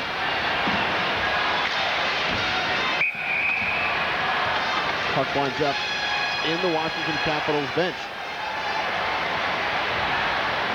John Slaney, who received a 5-page fax from his school back in St. John's, Newfoundland, St. Patrick's School. Over 200 signatures wishing John Slaney well in this series. Well, I think everybody has, and it's like Schoenfeld says, he's been in this pressure situation. Some guys can fizzle under pressure and not perform up to expectations. John Slaney's shown in World Championships that he can step forward in the biggest games he's ever played in and play at the top of his game, and that's what he's done for the Capitals. Tim Schoenfeld called John Slaney a big game player. Yeah. You mentioned the World Junior Championships. John Slaney scored the game-winning goal a few years back. Big game player. The Capitals are missing the big game hunter. Dale Hunter's still out of the lineup. Dale with the hip flexor suffered during the second period of game 2. Samuelson up the boards, tapped out by Mullen. Here's Slaney, who we did not see on too many shifts over the first 12 minutes or so of this second period, but he's come on here in these final minutes as the puck is sent down and the Penguins ice it once more. Good checking by the Washington Capitals, man on man. Pat Peake on Thomas Sandstrom. And as we get a look at the guy we were just talking about, John Slaney, with some good coverage, that forced the Penguins to ice the puck there. Sandstrom was trying to get free. Pat Peake all over him. You talk about rookies in any sport. Once playoff time hits, they're not rookies anymore. They went through the regular season, guys like Slaney and Pat Peake. This is great. Oh, man. Can he get back here? Is he one of your buddies or what? Oh, gee. At least we are indoors. This is playoff hockey. Where's Elvis? Perhaps he's downstairs with Al. Was that Al Koken? No, he's doing that down there, though. Bursting out of his HDS blazer. Face off to the left of Barrasso. In the skates of Kristich, played by Straka. Straka, the lone Penguin goal scorer. Kristich and Bondra for the Caps. Kenny, that usually happens to old hockey players. You either, do color, or you end up playing the trumpet like that guy. Well, the Capitals actually brought in the Quebec Nordiques trumpeter for games 3 and 4. His name is Claude Scott. Entertaining the fans tonight along with the George Washington University Pet Band. Here's Juneau, the drop pass. Bondra looks to return. Bondra was taken down, and he remains down on the ice. Play is finally stopped as the puck went back into the Penguin zone. Peter Bondra still down on the ice. And Kevin Stevens drilled him as he was going for the puck, just leveled him. There's Kevin Stevens yakking to the bench there. But Kevin Stevens, he really laid into Peter Bondra. Here we pick it up. Bondra trying to stop, and look at Kevin Stevens finishing his check. His hands up a little bit, but trying to get the shoulder and the full 230 lbs into him. And I'm not talking elbows, I'm talking poundage. And here is one more look. Kristich, the drop pass. And look at Stevens sneak in behind. And there's the hard hit. He gets his glove a little bit in his face, but that's a pretty clean hit. You're not going to get a call in that type of situation. 2:08 to go, second period. Stevens and Juneau now over near the Capitals bench. Must be a very frustrating series for Kevin Stevens. No points yet. One of the premier power forwards in the NHL. The Bruins tried to sign him as a free agent a couple of years back. Could you imagine Kevin Stevens flanking Adam Oates and Cam Neely in Boston? That would be a powerful line. Kevin, a Boston native. And Dvorsky standing right over next to the bench. Kevin Stevens situated right there. He's making sure nothing's going to happen. Konowalchuk takes the draw with Straka. Konowalchuk plays it ahead. Turned back the other way. Pockets pass behind Stevens. Straka. Burridge crunched by a pair of Penguins. Konowalchuk and Samuelson fighting over the stick now. Stevens works the puck free. He's hit by Kristich. Where's the puck? There it is. Konowalchuk. Paul Dvorsky has let a lot go today, especially for a playoff game. Straka to the outside. Floats one in deep. O'Prey keeps it away from the pocket. Cleared up. Taglianetti's shot. Konowalchuk sends down. The Capitals ice the puck with 1:12 seconds to go. Second period, Caps lead the Penguins 2-1. All-important face-off wine as we wind down the second period here at the USA Arena. Just 1:12 left. The Capitals in a defensive situation now. You got Mario Lemieux out there, Yager and Brown, one of their big lines that really haven't supplied them with any offense. Eddie Johnson looking for a lot more offensive production out of this trio. Dave Poulin and Mario Lemieux. Lemieux with Brown and Yager. Poulin centering Pavanka and Miller. They will do it again.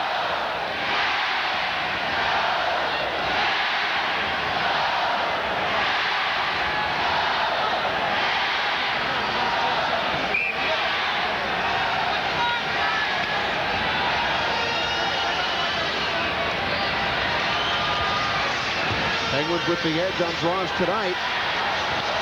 Murphy looking for Lemieux on the deflection. Miller with 1 minute to play in the middle period. Poulin. Puck frozen. But right now, you talked about John Slaney not getting a whole lot of ice time. Now you see him with his partner, Kevin Hatcher, to wind down this period. We might see Calle Johansson come on or someone else to replace John Slaney, but he was put in a pressure situation at the end of the period with a draw in the Capital zone. He responded. They got the puck out. They got the face-off now outside the blue line. Fellow countrymen, Jaromir Jagr and Michael Pavanka.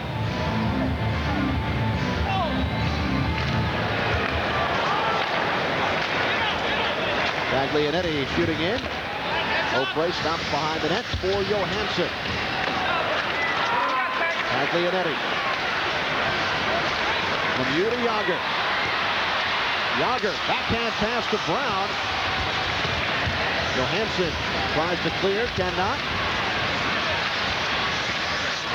Half minute to play. Jagr pulled down. Murphy's shot is blocked. Murphy again.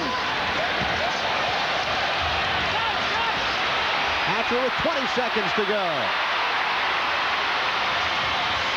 Hatcher backhander blocker save is made by Barrasso.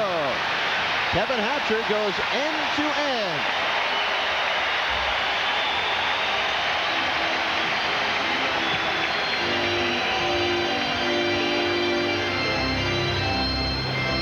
The Penguins trying to keep the puck going. Mario Lemieux really being held, and here's Kevin Hatcher coming free with the puck end to end. He gets a pretty good backhand away as he's cross-checked by Peter Taglianetti. Barrasso holds on. Important face-off again in the Pittsburgh Penguins zone. The Capitals a chance to add to their lead before they go to the dressing room. And there it is, that Lemieux collision on the reverse angle. Steve Poulin all over him. That's frustration showing there from Lemieux. Lemieux usually doesn't get into those type of confrontations, but he's been watched very closely. The blanket has been all over him. And they've done a great job on Mario Lemieux as the second period comes to an end. Keith Jones shows Samuelson with the sticks up high, and a cross-checking penalty indicated on Samuelson. So the Capitals will start the third period on the power play. Samuelson with the stick up high on Jones, and it will be a Caps power play when we begin period number 3. Here we pick it up on the reverse angle. There's Samuelson, but it's that one right there, and it's sort of a not a very good call by the referee Dvorsky. It was just a little pat, but it was a cross-check. The Capitals are going to have a power play, an all-important one, to start the third period. We'll be back with more action here on HTS.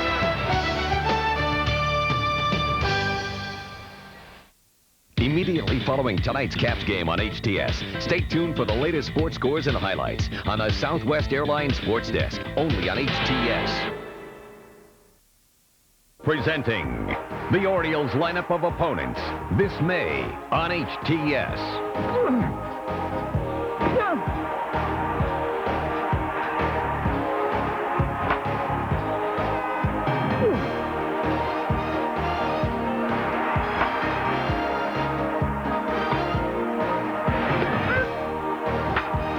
The O's continue the quest to be the best this May on HTS. The World Cup, the ultimate sports event, seen by more fans than the Super Bowl, World Series, Stanley Cup, and the NBA Finals combined. The World Cup, played on U.S. soil for the first time ever. Now, find out everything you need to know and more with Soccer 94, the favorites, the dark horses, and follow the progress of the upstart U.S. World Team. When it comes to the World Cup, you'll know the score with Soccer 94. Only on HTS. Earl! Randy, what's new? New? How about 7 new tractors with shaft drive in every model? Auto gear transmission or auto hydro? Introducing the all-new Cub Cadet Series 2000 tractor line. In all, over 50 new features in every model. Hey, Randy, what's new? The steering, the seat, the clutch, the gas cap, the PTO switch, headlights, ignition. And... Oh, they got these new tires, you know, with these grooves in them. All in the Series 2000 from Cub Cadet. To buy a new car or sports utility, how much you gonna save? Well, your Subaru dealer has up to $1,500 in savings on a 94 Legacy sedan or wagon. That's right, save up to $1,500 on a front wheel or advanced all-wheel drive Legacy. Subaru is the full-line all-wheel drive company. And now save $750 on Loyale, up to $2,500 on Impreza, up to $1,000 on Justy, and yes, up to $2,800 on SVX. You'll wanna save. See your Subaru dealer today. New Lawn Patch is a perfect mixture of premium grass seed, fertilizers, and weed-free mulch. And it's custom blended to your climate. Simply spread Lawn Patch on bare spots, water it as directed, and watch it grow. This is amazing.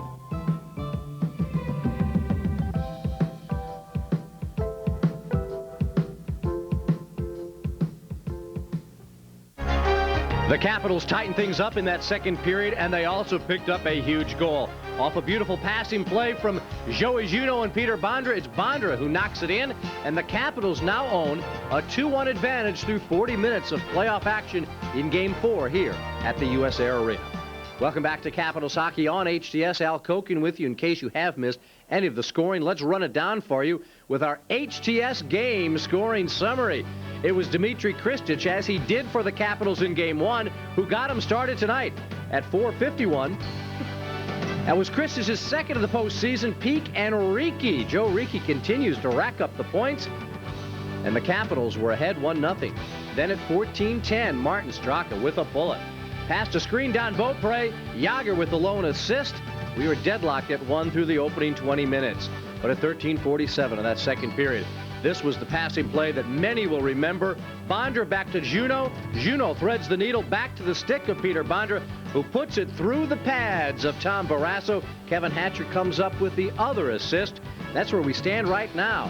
The Capitals enjoying the 2-1 lead here after 2 periods.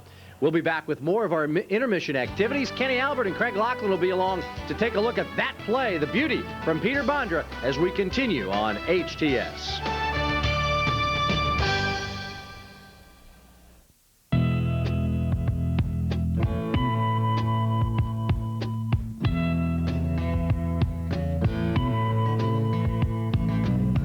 There's something happening here.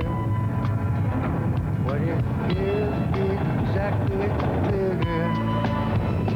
Time to stop to what's that sound? Everybody look what's going down. Get out of the old and get into the cold. Only Long & Foster's telephone hotline gives you free info on every Long & Foster home for sale. Long & Foster's hotline is... Hard as it is to believe, people actually walked away from accidents like these. But before there were seat belts, airbags, child safety seats, or anti-lock brakes, these people wouldn't have had a prayer. Which is why Geico has lobbied for these life-saving technologies for years. You see, we'd like you to be our customer, or somebody's, for a long, long time. Geico, we have only one policy: safety. Andre, say cheese! Is this dull or what? Express yourself. There's more than one way to play. One way. You never run with the pack. You gotta take your best shot and show them what you got. You don't know how to hold back. Rebel. Express yourself. Express yourself. The all-new Rebel X from Canon. Some things to consider when you're stuck in morning traffic. Boom, boom, boom. Boom, boom, boom, boom. Boom, boom, boom, boom. Boom, boom, boom. Boom, boom, boom, boom. Boom, boom, boom, boom. Boom, boom, boom, boom. Boom, boom, boom. Boom, boom, boom, boom. So consider this, a detour. One of the kind. Roy Rogers. Sports fans, for a weekly rundown of what's on HTS, call the HTS Programming Hotline and order your free monthly HTS Programming Guide. Call 301-718-3292 and order the Sports Fans Bible, the monthly HTS Programming Guide. That's 301-718-3292. Playoff hockey from the U.S. Air Arena. Peter Bondra with the only goal of the second period, giving the Washington Capitals a 2-1 lead over the Pittsburgh Penguins. Kenny Albert, Craig Laughlin back in Landover. Craig, the Capitals with the lead going into the third period.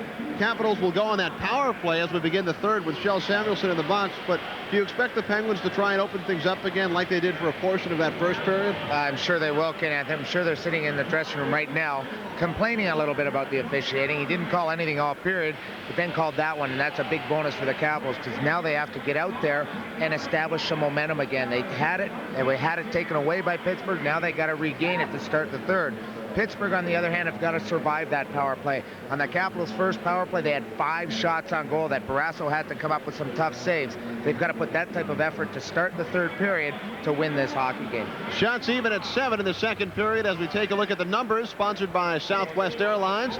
Caps out shooting the Penguins overall 21-15. And Ken, we talked the importance about defense to offense, and we'll see Kevin Hatcher as a puck is turned over from Joey Mullen. He's trying to get it through to Straka, but he's going to get it and go. Watch Kevin Hatcher. He's going to get it along the boards right there, and he's going to chip it to the middle. Right there, lucky bounce. Bondra picks it up, and now it's speed. It's speed time. Hold it here. hold it here. What we have here is number 17. He's not a defenseman. He's Thomas Sandstrom. Number 5 getting back Samuelson, and it was a bad change. Now we got the 2 Samuelsons trying to get back. And watch what number 17 does. Sandstrom, watch this. Hold it. What he did there is committed because he thought Bonder was going to shoot the puck. That took himself out of the play. That allows Joey Juneau some handling of the puck and allowed him to have some time. Hold it here. Hold it here. Now look it. You've got number 17 there, 28, and Samuelson has gone right past and taken Juneau. Now look it. You've got number 12, and look at 8's even coming in wide open. Now he's going to mishandle the puck. It's going to bobble a little bit, but then he's going to pull it to his forehand and slide it along the ice right there, beating Barrasso 5-hole. Time of the goal, 13:47. Juneau and Hatcher the assists on Peter Bondra's 2nd of the playoffs this season, 7th of his playoff career. What is Coach Jim Schoenfeld telling the Capitals right now? Oh, I think he's going to tell them to tighten up again. I still thought in that period they allowed too many offensive chances for the Penguins. And he's also telling them, stay on Mario Lemieux. He left this ice rink frustrated at the end of the 2nd period, complaining to the referee along with Eddie Johnson. They've got to continue that type of frustration on number 66. Well, we are through 40 minutes. The Washington Capitals lead the Pittsburgh Penguins by the score of 2-1. We'll be back from the US Air Arena in just a moment.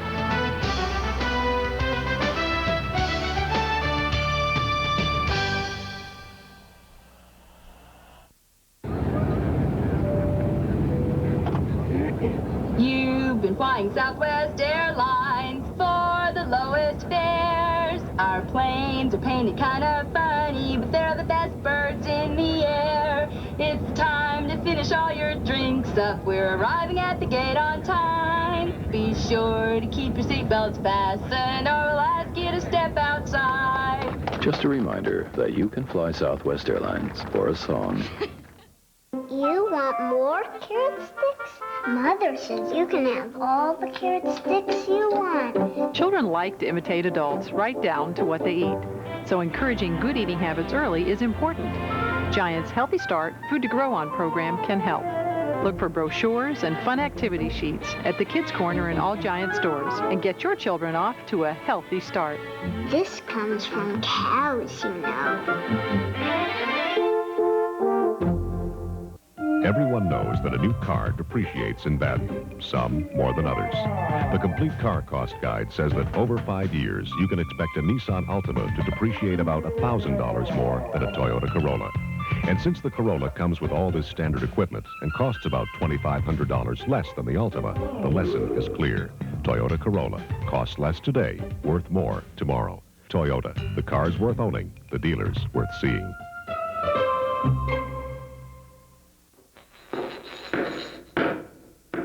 Every year, one credit card gives you something other credit cards don't. Only the Discover card offers you a cashback bonus award. Cash. Over $400 million paid so far. And there's no annual fee. So use the Discover card and improve your cash flow. It pays to Discover, the card that pays you back. HTS coverage of Capitals hockey is brought to you by Southwest Airlines, now offering service from BWI to Chicago and Cleveland. And by your National Capital Area Jeep and Eagle dealers, where you can expect the best. Kenny Albert, Craig Laughlin, Al Koken from the US Air Arena, where the Capitals lead the Penguins 2-1 tonight. 2-1 of this best of 7 playoff series. Al Koken downstairs now with Capitals assistant coach Keith Elaine. Al? All right, Kenny, thank you very much. Keith Elaine, a dynamite 2nd period that the Capitals played. Was a little, though, too wide open in that first for your liking? Yeah, it was. You know, they're an awfully fast team, and they want to have a wide-open game, and I thought the 2nd period was more to our liking. But it seemed, though, that your speed was certainly a key, particularly getting that go-ahead goal. Well, we'd like to use our quick forwards against their defensemen, and that's been a game plan of ours the whole series, and we hope it continues. Now, you've got a power play to open up this period. Obviously, it's vital to get something going and get a goal, but if you can't, with a 1-goal game, where's the balance? How do you want them to stay aggressive like they were in the 2nd period, but not take the gambles that took place in the first? Yeah, I mean, I think we want to stay aggressive anyways, Al, because our defense is an aggressive defense, and we want to jump on their players right away and not give them time to move up ice. With a team like this, if you lay off of them, that's when they find openings and find space, and then you're in a little bit of trouble. I would also think, too, if the Penguins remain behind as this period goes on, we'll start seeing some double shifting against Lemieux. Does that mean you double shift Poulin, or do you give other responsibilities if Mario takes some extra time? Well, first and foremost, we'll keep pulling on him, but if Dave feels like he needs a rest, then I think we might go to somebody else. All right, Keith Elaine, thank you very much. Let's get ready for this all-important third period. We head upstairs and rejoin Kenny Albert and Craig Laughlin. Thanks, Al. Craig, taking a look back to the keys to the game, which we discussed earlier. Let's take a look back, see if we're 6 for 6 again. The Capitals smother speed. Well, they were a little loose to start the game, as Al mentioned, first period, but they've done a pretty good job. The intensity has been there. They've played hard, they've worked hard, and do it again and again. Beaupre has stood his ground and denied several point-blank shots from the pen. On the Penguins side, let's take a look at that. Roy Rogers keys to the game. Cash in early. They were supposed to do that if they wanted to win. They did not cash in early. The Capitals held them in the first period. Pressure on the power play. They haven't established their power play because they haven't been able to set it up. And controlling of the draws. Kenny, they're about 500, I think, on the draws. They have not done as good a job as the Capitals have done in this game. They're missing. Lemieux is not winning too many, and neither is Francis. Right now in this third period, it's going to come down to those keys for either team. If they fulfill them, they're going to win the hockey game. Craig, game 6, if necessary, 7:30. Penguins and Capitals on Wednesday. Pre-game show, Capitals report 7 o'clock with Al. Game C, tickets now on sale through all Ticketmaster outlets. Game C will either be Game 6, Wednesday, April 27th against the Penguins, or Thursday, May 5th at 7:30. Capitals would most likely face the New York Rangers, who have a 3-0 lead on the New York Islanders. Visit any Ticketmaster outlet located at HETS, the US Air Arena box office, or call phone charge tonight until 9 p.m. or 10 a.m. till 9 p.m. tomorrow, 202-432-SEAT. And Kenny, we talked about the power play starting this period. Watch Samuelson right there on Jones, and he's going to give him one more right there, but he caught the first one. There's the call by the referee, Dvorsky, as the period winded down. That's why the Capitals are going to have a full 2 minutes. Shell Samuelson in the penalty box for the cross-check. The Capitals on the power play. Shell Samuelson cross-checked Keith Jones as the second period came to an end. It's the Capitals 2, the Penguins 1. Capitals out shooting Pittsburgh 21-15. Each team 0 for 1 on the power play. Dmitry Kristich and Martin Straka exchanged first period goals. Then Peter Bondra off the beautiful setup from Joey Juneau at 13:47 of the second. Michael Pavanka centering. Dmitry Kristich and Joey Juneau with Sylvain Cote and John Slaney on the back line. Francis with Mullen, Hope Samuelson, and Larry Murphy for the Penguins. Capitals just 1 of 20, Craig, this series with the extra attacker. They haven't really established it so far, but I tell you what, their first power play, Kenny, that's what they've got to do. Shoot from the point. That's why Cote and Slaney are out there. That's the way they should set it up. Capitals with 5 shots during that first period. And advantage. Cote. Juneau, top of the circle. Juneau shot blocked.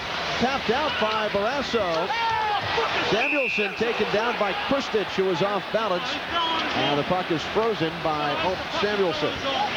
9.8 on that big dive by Samuelson. He was just tripped up a little bit, but he wanted to get the face-off anyways. Here's the Juneau shot. Good play right there. Samuelson sacrificing his body. Watch him get up as his puck goes to the corner. There he is, getting up just a little bit. And there's Kristich, and he makes sure the referee sees that one. He's looking for a penalty call. The referee's not going to bite on that one. The Capitals still on the power play.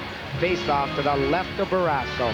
There is the referee, Paul Dvorsky, Pavanka, and Francis. Off the face-off. Murphy shoots it around. Slaney pushes McEacher into the boards. And Francis slides the puck down. Don Beaupre defends the goal. 2 hour left. Tom Barrasso to the right. 2-1 Capitals. Opening minute, third period from Landover. Joey Juneau. Pass away from Pavanka. He catches up to it. Dimitri Kristich in. Murphy pitching with Slaney.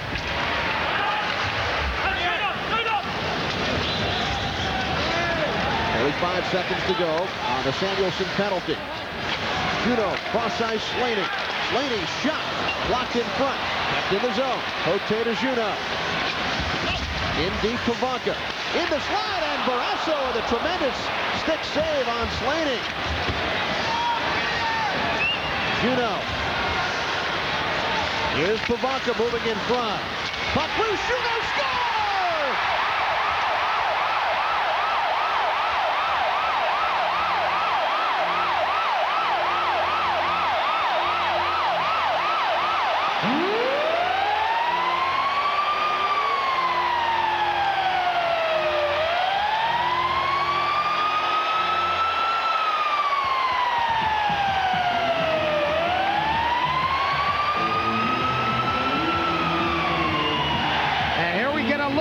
The Jeep Eagle Eye. Good play by the Capitals. Look at Juneau. He's being tackled in front.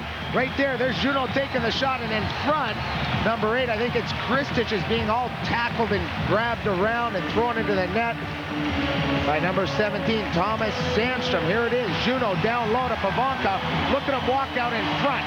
And there's Kristich along with Pavanka being tackled. It's mostly Pavanka. Kristich on the outside.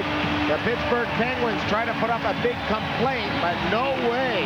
That goal is a big one for the Capitals. Joey Juneau bearing it. 3-1 Capitals. Assist to number 20, Michael Pavanka.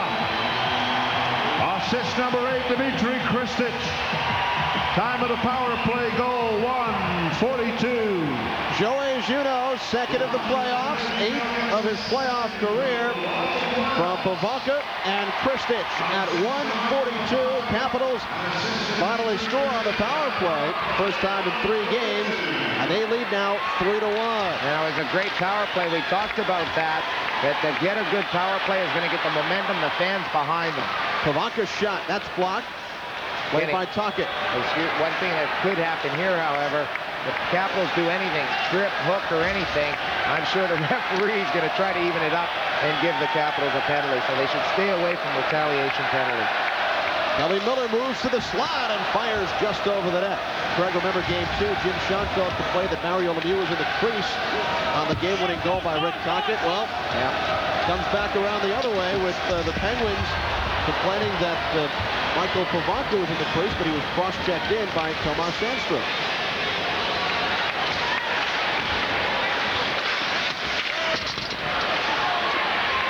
Two points on the night for Joey Juneau and Dimitri Kristich. Each a goal and an assist. Capitals with a 2-goal lead. 17 minutes to play in this third period. Joe Ricci knocked down by Doug Brown. In the neutral zone, Randy Burridge to a streaking Peter Bondra, but the puck deflects off his stick. Bondra heads in by Murphy. Ricci along the left wing boards. Peter Bondra spins down to Ridley. Chris Taber. Here's Doug Brown flipping in. Off the stick of Straka. Sends back to the point to Sanderson. Line pass chased by Brown and Bondra. Bondra up the boards. Ridley. It escapes and he clears out. Samuelson. Ricci's pass to Bondra on the right wing. Moves across the Penguin line. The drop pass to Kristich. Kristich shot. Shoulder save. Barrasso. And the Penguins clear out. This has been a terrific defensive game for the Washington Capitals. I mean, the Penguins look like they're not moving out there because they're not getting any breaks. The Capitals are really smothering them, especially in the neutral zone. We have not seen much of Mario Lemieux in this third period. He played only 15 minutes over the first 2 periods as Pete fires off the boards. Taglianetti's shot Sandstrom behind the net. Sandstrom held off by Johansson. Sandstrom off the skates of Mullen. Here come the Capitals, led by Juneau. Offsides. Konowalchuk and Peak ahead of the play. 4.5 gone by this third period. Capitals with a 2-goal lead.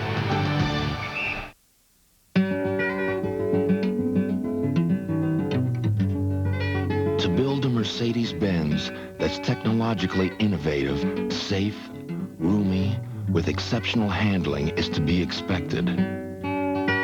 But to do it for under $30,000, now that's a feat of engineering. Introducing the Mercedes-Benz C-Class. The closest. The safest. The smoothest. Gillette Sensor. The best shave in the world. History teaches primordial perspiration shouldn't mess with one's style. Thus, new Right Guard Pure Power Clear Gel. It's clear without flaky white stuff. New Right Guard Clear Gel. Anything less would be uncivilized. Joey Juneau of the Capitals supplying them with a 2-goal cushion on this power play before 2 minutes we got going into this period. And here it is, Joey Juneau, and look at Sandstrom tackling Michael Pavelka. There's no way Barrasso had a chance on that. Joey Juneau, a goal scorer, he tucks her in. The Capitals lead the Penguins 3-1, just over 15 minutes left. 2-on-1 Penguins. Lemieux with Tocchet. Mario, Tocchet. Slides wide. Tocchet tries to center. Pavelka back the other way. A 2-on-1, Lemieux and Tocchet. And the Penguins did not get off a shot on goal. Looks like Kelly Miller is now shadowing Kevin Stevens, playing with Tocchet and Straka. Miller all over Stevens. Haber shooting in. Ricky. Burridge pushed down from behind by Stevens, who comes away with the puck, fires on net, and Beaupre covers up. The frustration continues for number 25 in black, Kevin Stevens. Certainly does, Kenny, but he gets a shot away. And here's that 2-on-1 you just talked about on the reverse angle. Lemieux and Tocchet. And look at this feather pass. But Tocchet doesn't get the shot on net. Great coverage, great effort by number 6, Kelly Johansson. He read the pass, was able to recover, got his stick on it before the puck even got to Beaupre. Beaupre, I'm sure, pretty solid in net now, Kenny. Feels very good about himself as a defense has really helped him out. Capitals ahead, 2 goals. Lots of time left, though. The Penguins still have a lot of firepower, even though they have not been firing in this series yet.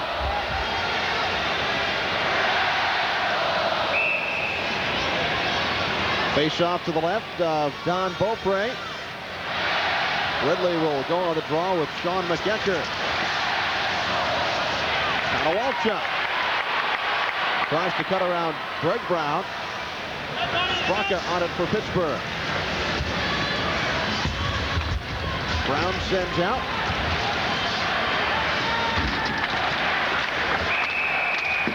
Offsides called on the Caps. Sprague, the Capitals with the 3-1 lead here, 14:09 to play. Sir, do you think there'll ever, sir? Hello. Do you think there'll ever be an airline that's on time, has great customer service, and still charges low fares? Sure, when whales fly. Southwest Airlines. It's just plain smart. Southwest Airlines has one of the best on-time records in the country. Mr. Smith, you're early. Just something to remember. Southwest Airlines. It's just plain smart.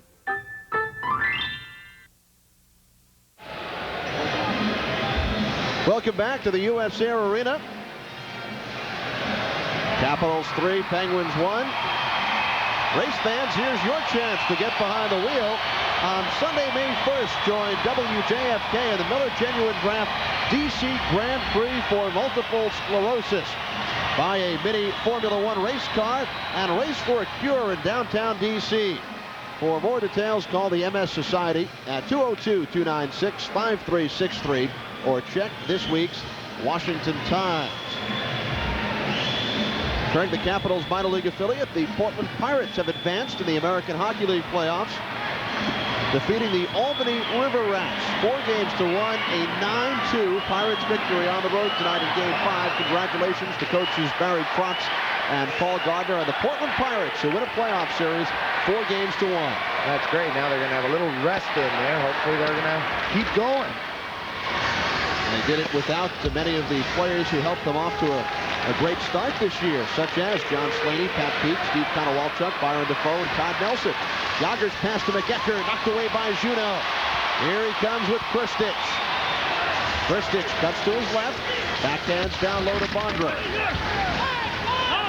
All three Capital goal scorers tonight playing together right now. Kristich with Bondra and Juneau, the line that has been together for a good portion of this series. All with goals tonight. Rieke, who scored twice Thursday. Larry Murphy. Joe Mullen on the left wing. Asher run into by Sandstrom. Slaney sends around. Mullen went sliding to the boards. Miller plays it ahead. Here's Larry Murphy. Mullen having trouble with the ice on this shift. First, he fell down, then the puck bouncing on him. And play is stopped with 12:55 to go in the third. A little bit of pressure there, but good collapse by the Capitals forwards. Pavanka's played a strong series. Good coverage.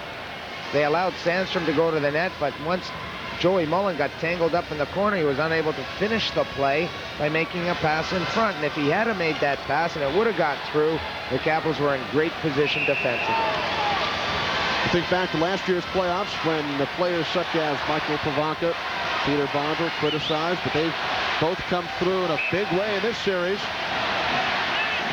They certainly have. I mean, you look back to Michael Pavanka's playoff career, he has not had strong playoffs. They were just waiting for him to come around. He's had a great series. Off the face-off, Mullen. Puck in deep. Both great plays to the corner. Francis. Slaney there for the Capitals. Sends out of his own. Chased by Miller. Along with Murphy. Barrasso comes way out. Keeps it away from Kelly Miller. Konowalchuk jumps into the bench. Capitals almost caught with too many men. Alert play by Steve Konowalchuk with the puck coming his way. Frank, how many shifts has the big guy played? Number 66 this Not game. too many. Francis behind the goal. Stepped into by Burridge. Beaupre pounces on the puck once again.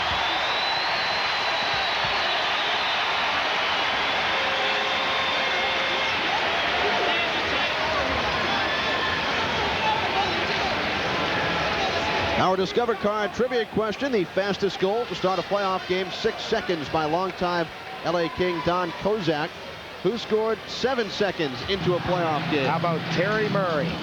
I'm trying Terry Murray. Terry Murray? Terry Murray. Well, we'll see what it is here. I will guess a Pittsburgh Penguin. There it is. Terry Murray. Who told you that? I knew that. Murph. I knew that. Terry Murray scored. Did Terry call you in between periods? No, I just knew that one. Took a long shot right off the draw. The goaltender wasn't ready. I think it was Daniel Bouchard.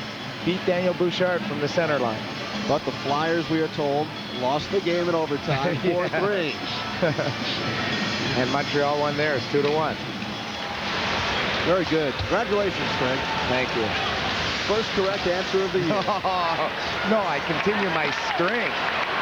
Konowalchuk with Poulin. Konowalchuk could not tee it up. Steve Konowalchuk on the 2-on-1 took the feed from Poulin.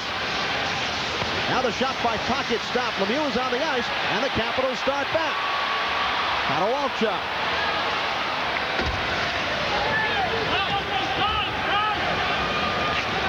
Capitals came oh so close to taking a 3-goal lead. Murphy. Rick Tocchet. Taglianetti's shot on the screen. Bondra and Straka come together. Kicked along to Juneau. Here's Dmitry Kristich. Peter Bondra. Boy, is this line flying tonight. They are flying. And Mario Lemieux for the Penguins, one shift up and back, and he had to go to the bench for a breather. I think his back might be ailing him a little bit. He must have something wrong, because usually he takes a lot longer shifts. And a lot more than one shift in 9 minutes. We have not seen much of Jaromir Jagr in this third period. He's on right now, but Lemieux, one shift here in the third. Played over half the game on Thursday night. Here's the 2-on-1. Konowalchuk and Poulin. Kono gives it to Poulin. He gets it right back. A nice play through Samuelson's skate, but Konowalchuk can't handle it. Puck's bouncing a little bit. That really would have been a big cushion, a 3-goal one, had Konowalchuk been able to get that shot off. Good play by the Capitals. Jimmy Schoenfeld has this team playing. The big thing about this team, Kenny, they believe in themselves. They believe they can win, and they're doing everything that they have to win. Every guy's got a set role to play in the playoffs.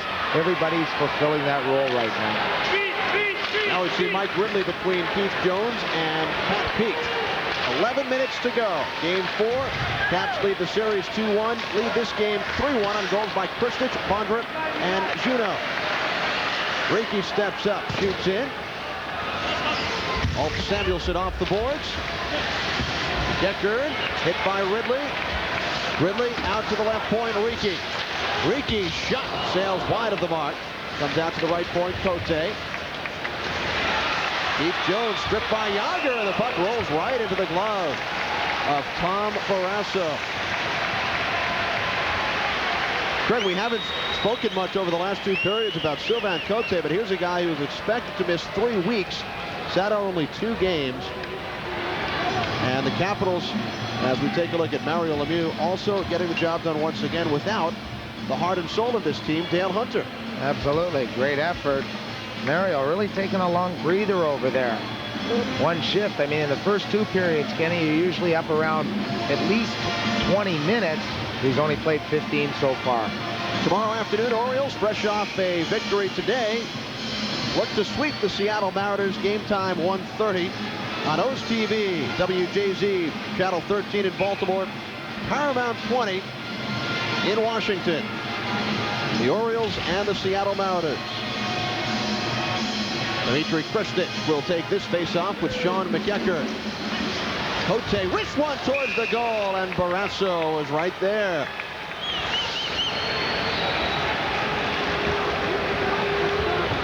Barrasso has been the best Penguin through these first 4 games. He certainly has. He's really stopped the puck when they wanted him to. I mean, a couple of the breakdowns, the Capitals have put it in the net on him. Mario Lemieux still on the Pittsburgh bench, in the middle of the bench. Perhaps Al Koken downstairs might have a better look at what could be ailing Mario if it is in fact his back, as Cote is shot right on. Stopped by Barrasso. Well, Barrasso right now, a shooting gallery. The Penguins can't win a draw. The Capitals totally dominating in that department. And out of that, they've got 3 scoring chances just in this circle alone. Let's go down now to Al. All right, Kenny, we are trying to keep an eye and see if they're working on the back of Mario Lemieux. As you mentioned, he has been at the middle of the bench, but I haven't seen any of the training staff over there trying to loosen him up. We'll see if there's anything that progresses the rest of the way. Now, let's run down some scores for you on the Washington Post scoreboard. Buffalo with a 4-3 lead over New Jersey. Himmelev with 2 goals in that game. Patrick Waugh back from Montreal, and they lead Boston 4-2. Kirk Muller, Captain Kirk, he's got a pair for the Canadiens. And Toronto has come back, tying the game with Chicago at 3 apiece. That despite 2 goals from Tony Amonte for the Blackhawks. As you mentioned a moment ago, the Orioles winners today, 4-3 over Seattle. And as soon as we're done here, George Johnson with the Southwest Airlines Sports Desk, he'll have all of the action for you. Let's head back upstairs now to Kenny and Craig. Thanks, Al. Craig, we are told Mario Lemieux has played 3 shifts, 2 minutes here in this third period. 2 of a possible 9:42, which means he's played 18 minutes in the game. 18 out of 49. Very un-Mario-like, so obviously his back is giving him problems.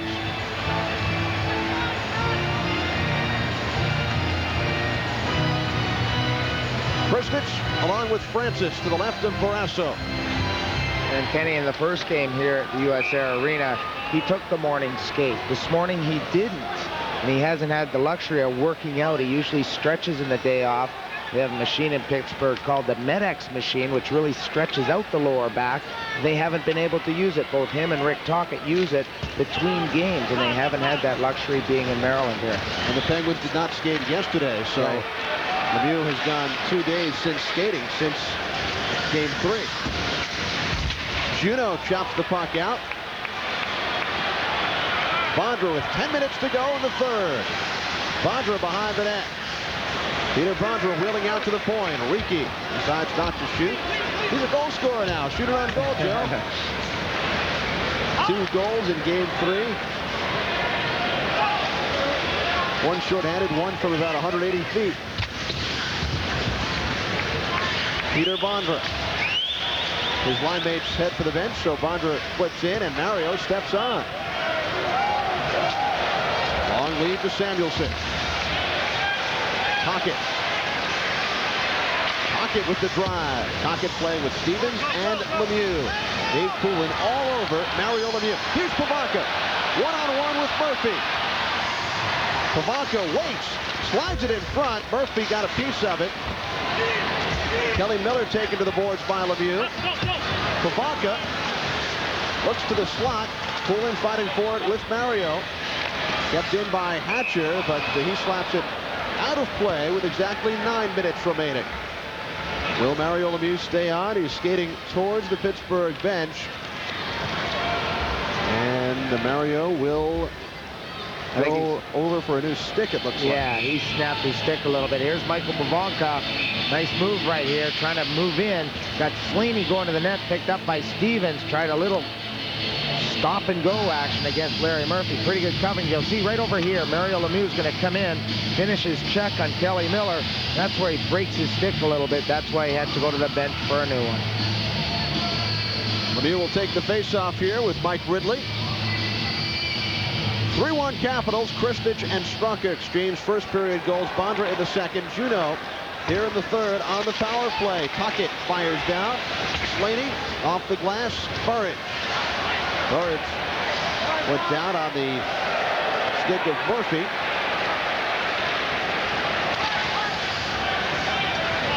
Off Samuelson. Evan Stevens. Lemieux taken to the ice by Ridley, and Paul Dvorsky letting everything go tonight.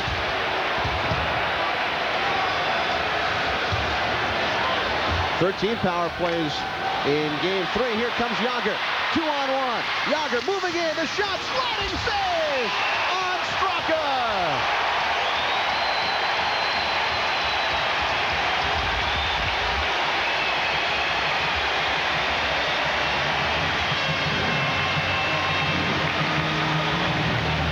Great play by Beaupre.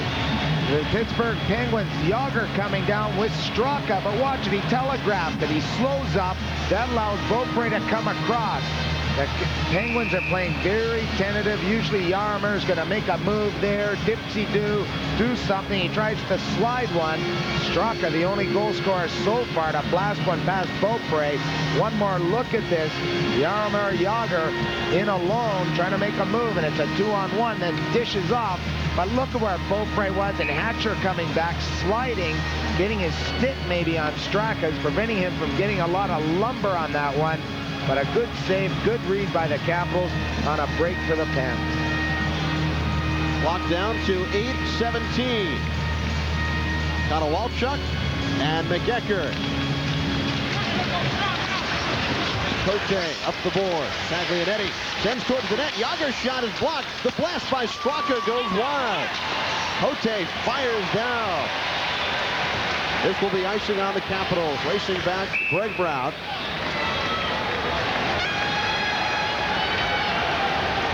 Greg Brown, the brother of Penguins forward Doug Brown, who was coached in New Jersey by Jim Schoenfeld.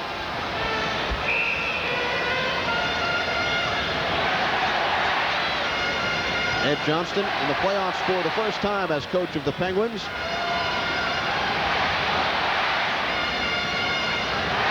Actually, the third season as Penguin coach, first during his current regime, also with Pittsburgh in 81 when they lost to St. Louis, 82 lost to the New York Islanders. So EJ has never won a playoff series with the Pittsburgh Penguins.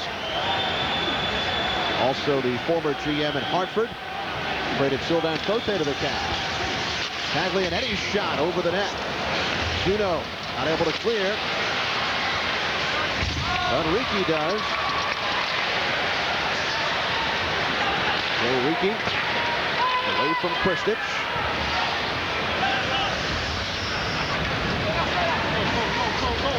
Here's Taglianetti. Greg Brown to Martin Straka. Good sweep check by Peter Bondra. Solid performance by the Washington Capitals, who lead the Pittsburgh Penguins here 3-1.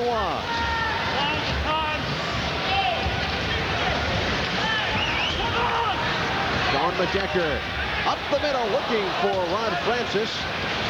Hatcher touches up, icing this time on the Penguins with 7:11 remaining. Ron Francis just about snuck in behind the D, but that was a flick pass. Couldn't touch it with his stick to knock it down to go in home free. Francis and the Penguins have struggled scoring goals in this series. Give a lot of credit to the Capitals' game plan, which is holding, hooking, doing anything they have to slow down this Penguin powerhouse. They haven't been firing on all cylinders, and it's cost them. They've had some chances, but when they've had some point-blank ones, Beaupre's been the man. He's stood there, played very solid, very confidently, and that carries over to the rest of the team. Long faces on the Pittsburgh bench. There is Capitals trainer Stan Wong. Backhanded by Keeks. Rolls softly towards the net. Joe Samuelson could not clear. Caught a wall shot. Stepped into by Ulf Samuelson. Joe Mullen. Knocked down by the glove of Francis. Johansson is there. Slaney flipping down. Knocked down by Samuelson. Francis lost the puck. Both teams go for line changes. The lumbering Shell Samuelson with 6.5 remaining. Third period. Sandstrom taps it along to Mullen. Sandstrom shot. Loved by Beaupre with Francis on the doorstep. And that looked like Beaupre might have hurt his knee there. He stretched across the crease to catch that one. He was slow getting up, and he still is slow getting up. There he is moving around. Joey Mullen to Thomas Sandstrom. And watch Beaupre as he catches this. He moves across, and look at that right knee there. I think that right knee hurt a little bit there. You can see him wince in pain there. He's down right now. Now he's back up. He's ready to go. He's going to shake that off and get ready for this face-off. Draw it to the left of Don Beaupre. Mario Lemieux back on. So the Capitals with that last line change send out Dave Poulin.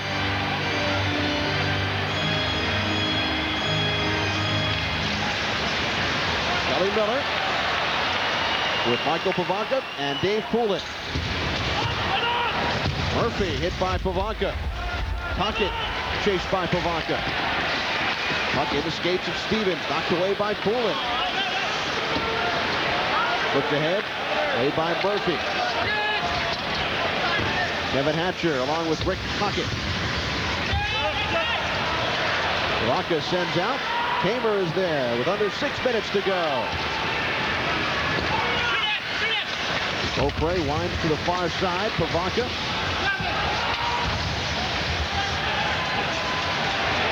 Poulin works it free. 2-on-1 with Miller.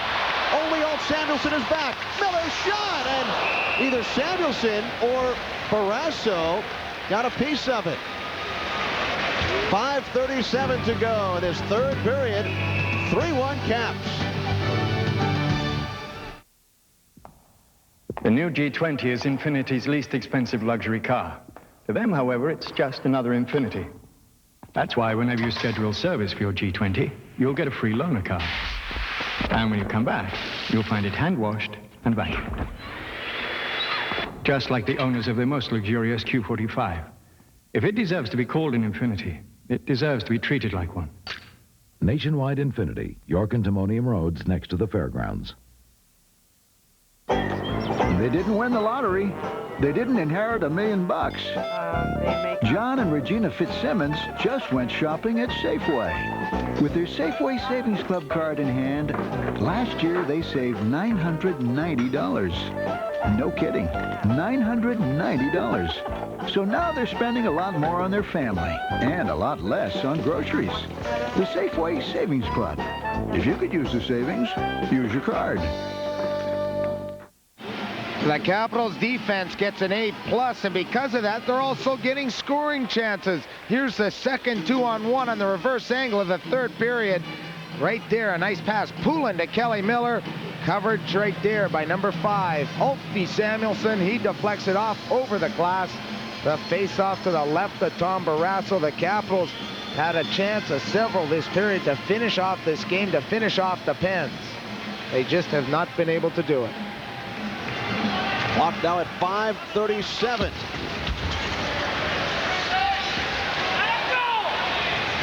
Beaupre sprays to the corner. Geckern run into by Ridley. Kept alive. Here's Samuelsson shot blocked by Cote. Shell Samuelsson. Intercepted by Burridge, who backhands down. Clock not going slow enough to the Capitals' liking. Now Burridge almost intercepting in the slot. Sprocket at McEachern. He's punched to the boards by Cote. Yager. In the slot, McEachern pulled down by Cote. Puck still loose there. And a hand pass called on the Penguins. Good call by the linesman. He called that. The referee wouldn't have seen that as Swede Knox calls a hand pass in the Capital zone. Jaromir Jagr trying to circle out of the corner. The Penguins putting on some pressure. There's Jagr trying to get it to the point. Murphy chips it free, and watch this in front. Capitals get away with one there. Cote, and watch McEachern right there. He chips it away, passes it to Jagr. Good call by the linesman. Swede Knox blowing the whistle. You cannot move that puck forward in the opposition's end with your hand. Got a performance by Sylvain Cote, who fractured his orbital bone in game 1. Doctors in Pittsburgh said 3 weeks. He came home. Dr. James Koresh in Baltimore says if you're not experiencing double vision, you can play. Perhaps the doctor in Pittsburgh is a big Penguins fan. Yeah, that's right.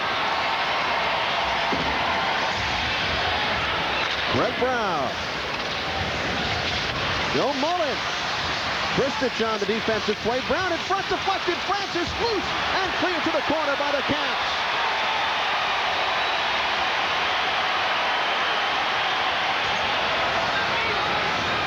.4:25 remaining. The interception by Bondra. Moving in front, and Barrasso comes up big once again.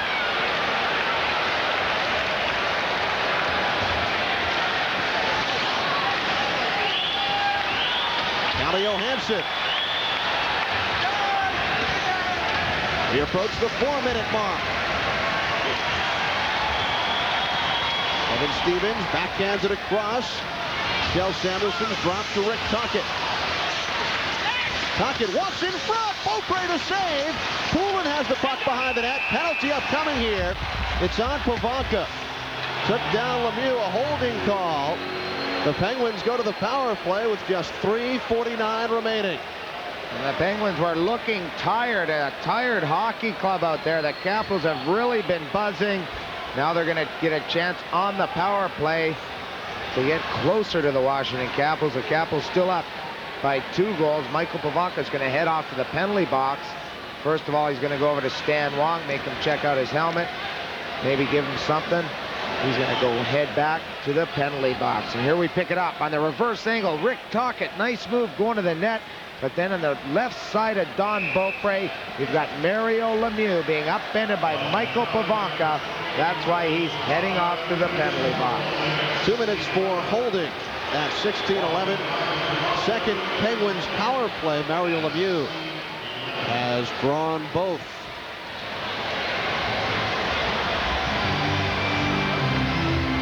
Penguins, 1 of 17 of this series.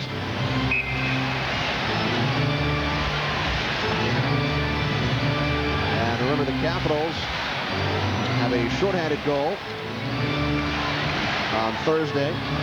3:49 to play. 3-1 Caps.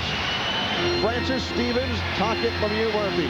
4 forwards against Poulin, Hatcher, Konowalchuk, and Johansson. Huge power play here for the Pittsburgh Penguins. They trail by 2 goals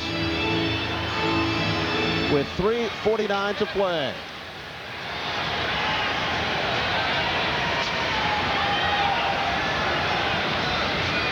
Francis and Konowalchuk. Penguins control. Murphy's shot is blocked. Konowalchuk can't clear.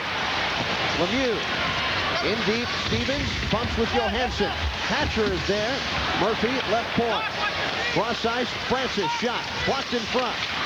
Stevens couldn't work it free. Poulin sends down with 3.5 to go. Capitals get on fresh forwards. Ridley and Miller. Shot ahead by Francis. Johansson. Hatcher. Francis shot. Deflected. Beaupre to save.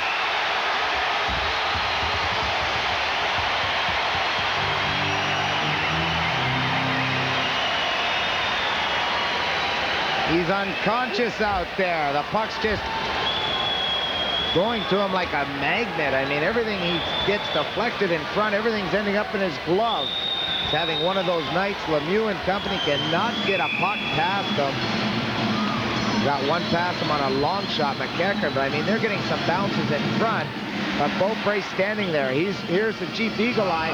Look at the deflection right there. And then a shot from Stevens as Lemieux and Tocchet come in looking around for any type of rebound. That's been the biggest part of his play. That's been a huge plus, the fact that he's been able to cover the rebound so efficiently. The Penguins call timeout with 3:11 to go. Third period, 1:22 remaining on the Pittsburgh power play. Pavanka in the box. Capitals ahead 3-1.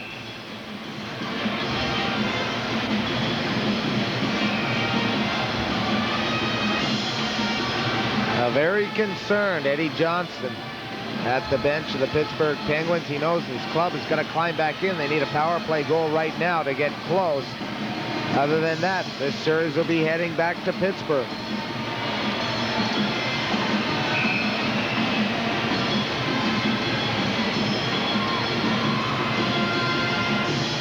Penguins still going with the 4 forwards. Francis will drop back to the point after the draw with Poulin. Lemieux shot, glove. The cat-like reflexes of Don Beaupre. 5 more seconds, tick off the clock. Well, he's been the first star of the first 2 games he's played in, Kenny. He's very close to being another first star here tonight. He's been outstanding. And the entire hockey world is watching. ESPN is here tonight, TSN in Canada. Poulin kicks at it. Not able to clear. Murphy on the backhand. Stevens. Beaupre once again. Penalty clock down to 105.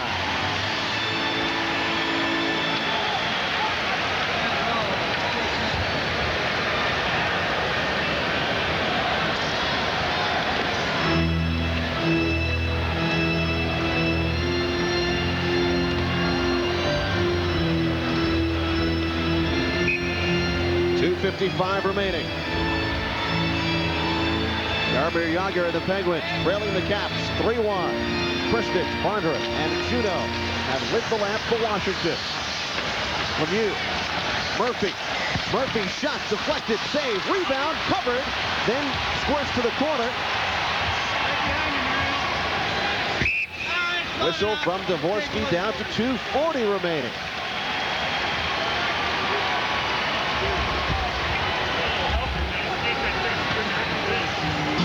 Capitals just grinding it down now. A few seconds here, a few seconds there. Doing a pretty good job defensively. You might as well take as many faceoffs as you want. Here's Lemieux back to Larry Murphy. And look at the screen in front. Big Kevin Stevens along with Jaromir Jagr trying to bash home that rebound. And then Mike Ridley does the smart thing. Anytime a team's running around, getting pressure, you've got to freeze the puck. And that's the big guy, number 66. Looks pretty tired right there late in this third period. Certainly does. Penguins will return to Pittsburgh tonight. Game 5 on Monday.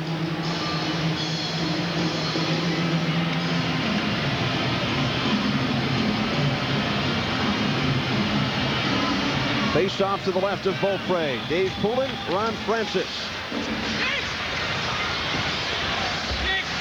Jagr behind the net. Hit by Hatcher. Stevens to Francis. Works it around to Lemieux. Walchuk is there. Clears out. Chases the puck with 30 seconds remaining on this power play. Lemieux sends in. Jagr. 2:15 to go in the third. Johansson around the board. Walchuk and Murphy. Hatcher sends down. Well, Kenny, it's simple. The Capitals are simply out hustling and outworking the Penguins. They've won all the loose pucks along the wall. The Penguins just have not got it. The Capitals really overworking them. They have not got to the loose pucks. That's why the Capitals have had success killing off this penalty. Pavanka returns, 1:45 to play. Capitals 3, and the Penguins 1. Cote ahead to Miller. Kelly Miller shoots in. We will keep our eye now on Tom Barrasso as he checks the bench. Martin Straka held up a bit by Kristich. Tapped ahead. Beaupre around the boards. Barrasso to the bench. Penguins with the extra skater on. Sandstrom in front. Straka pulled down by Kristich. No penalty. 6-on-5 advantage for the Penguins. 1:12 to go. Burridge tries to clear. Burridge finally does. We approach 1 minute remaining. Icing here on the Capitals. Greg Brown touches up. And with 61 seconds left, the Capitals hold a 2-goal lead. Faceoff comes back down into the Cap zone.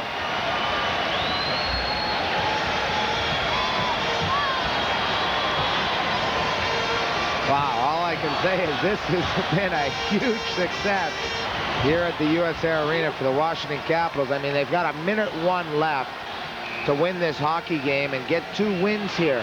That is unbelievable against this Pittsburgh Penguins hockey team.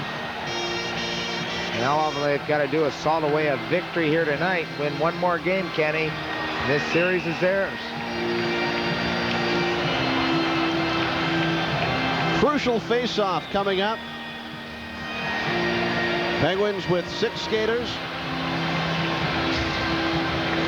Lemieux, Stevens, Jagr, Francis, Tuckett, Murphy. 5 forwards plus Larry Murphy. Capitals going with Poulin, Miller, Pavanka, Hatcher, Riki.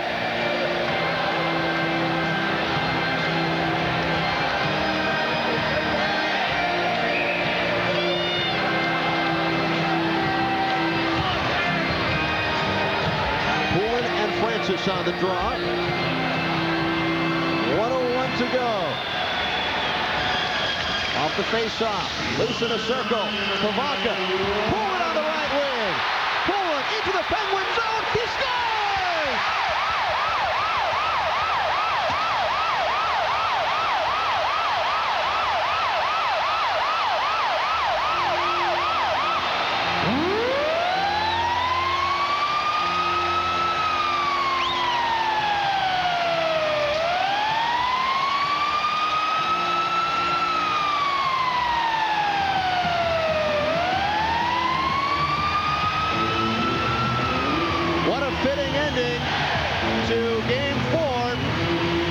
Capitals' most valuable players of the playoffs so far, scores his 30th career playoff goal.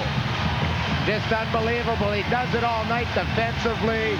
Everybody wants Dave Poulin to do well. He does. The bench up and cheering for number 9. There's Shoney saying, great work. He scored a huge goal. We're heading back to Pittsburgh up 3-1. The Capitals have done it. They've got a great lead. Now all they got to do is finish these Penguins off. This has been unbelievable. Huge wins here at the US Air Arena. Michael Pavanka, the lone assist. At 19:06, the empty netter. Capitals 4. Penguins 1. Can you believe it? The Capitals are about to take a 3-1 lead in the best of 7 Eastern Conference quarterfinal series. They've been there before, however. Yes, they have. 2 years ago, 1992. They better not think of that series. But the Capitals playing tremendous hockey. They won 3 of their last 4 in the regular season. 3 of 4 so far here in the playoffs. Let's listen.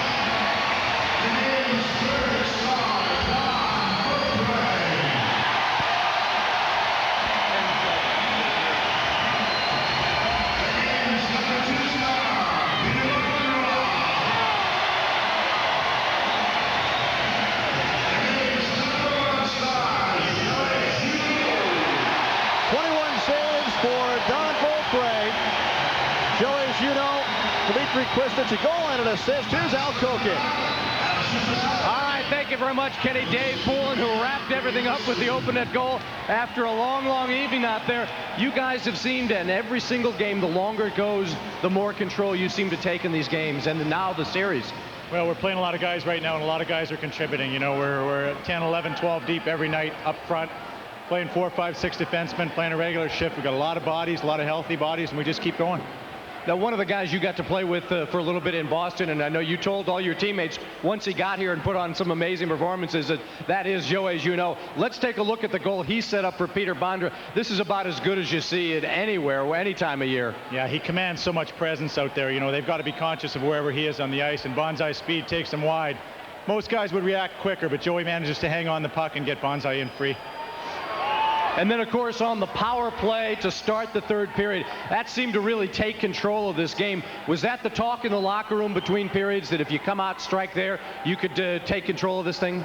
Well, our power play has struggled a little bit as of late, and we know they're going to come up big for us. And if you're going to go anywhere in the playoffs, you need the power play to come up big, and they certainly did. And it certainly didn't hurt as we take a look at the power play goals. Some good performances in front of the net. That's got to be a key to get some strong work in front. Well, they're moving the puck quick is what they're doing. And when they move it quick, you know, they're so aware of who we have back on the points and how dangerous they are. It opens things up down low. And, of course, once again, you keep a very dangerous player, maybe the most dangerous player in the National Hockey League in Mario Lemieux, off the board. What is your plan out there when he's out on the ice? You're with him all the time. Is it just to stay with him, to distract him? What's the idea behind what you're trying to accomplish? My plan right now is to win another hockey game, Al. I'll tell you what, that's the only thing I'm planning right now. All right. Dave Poulin with another great defensive job. Key on faceoffs. Everything as well. Congratulations. Thanks for being with us. Thanks, Al. Dave Poulin, let him get to the locker room as we head back upstairs now to Kenny Albert and Craig Laughlin. Thanks, Al. Our Southwest Airlines player of the game with a goal and an assist. The Capitals, number 90, Joey Juneau, as the Capitals take a 3-1 lead over the Pittsburgh Penguins with their 4-1 victory here tonight. Craig and I will return to wrap things up from the US Air Arena in just a moment.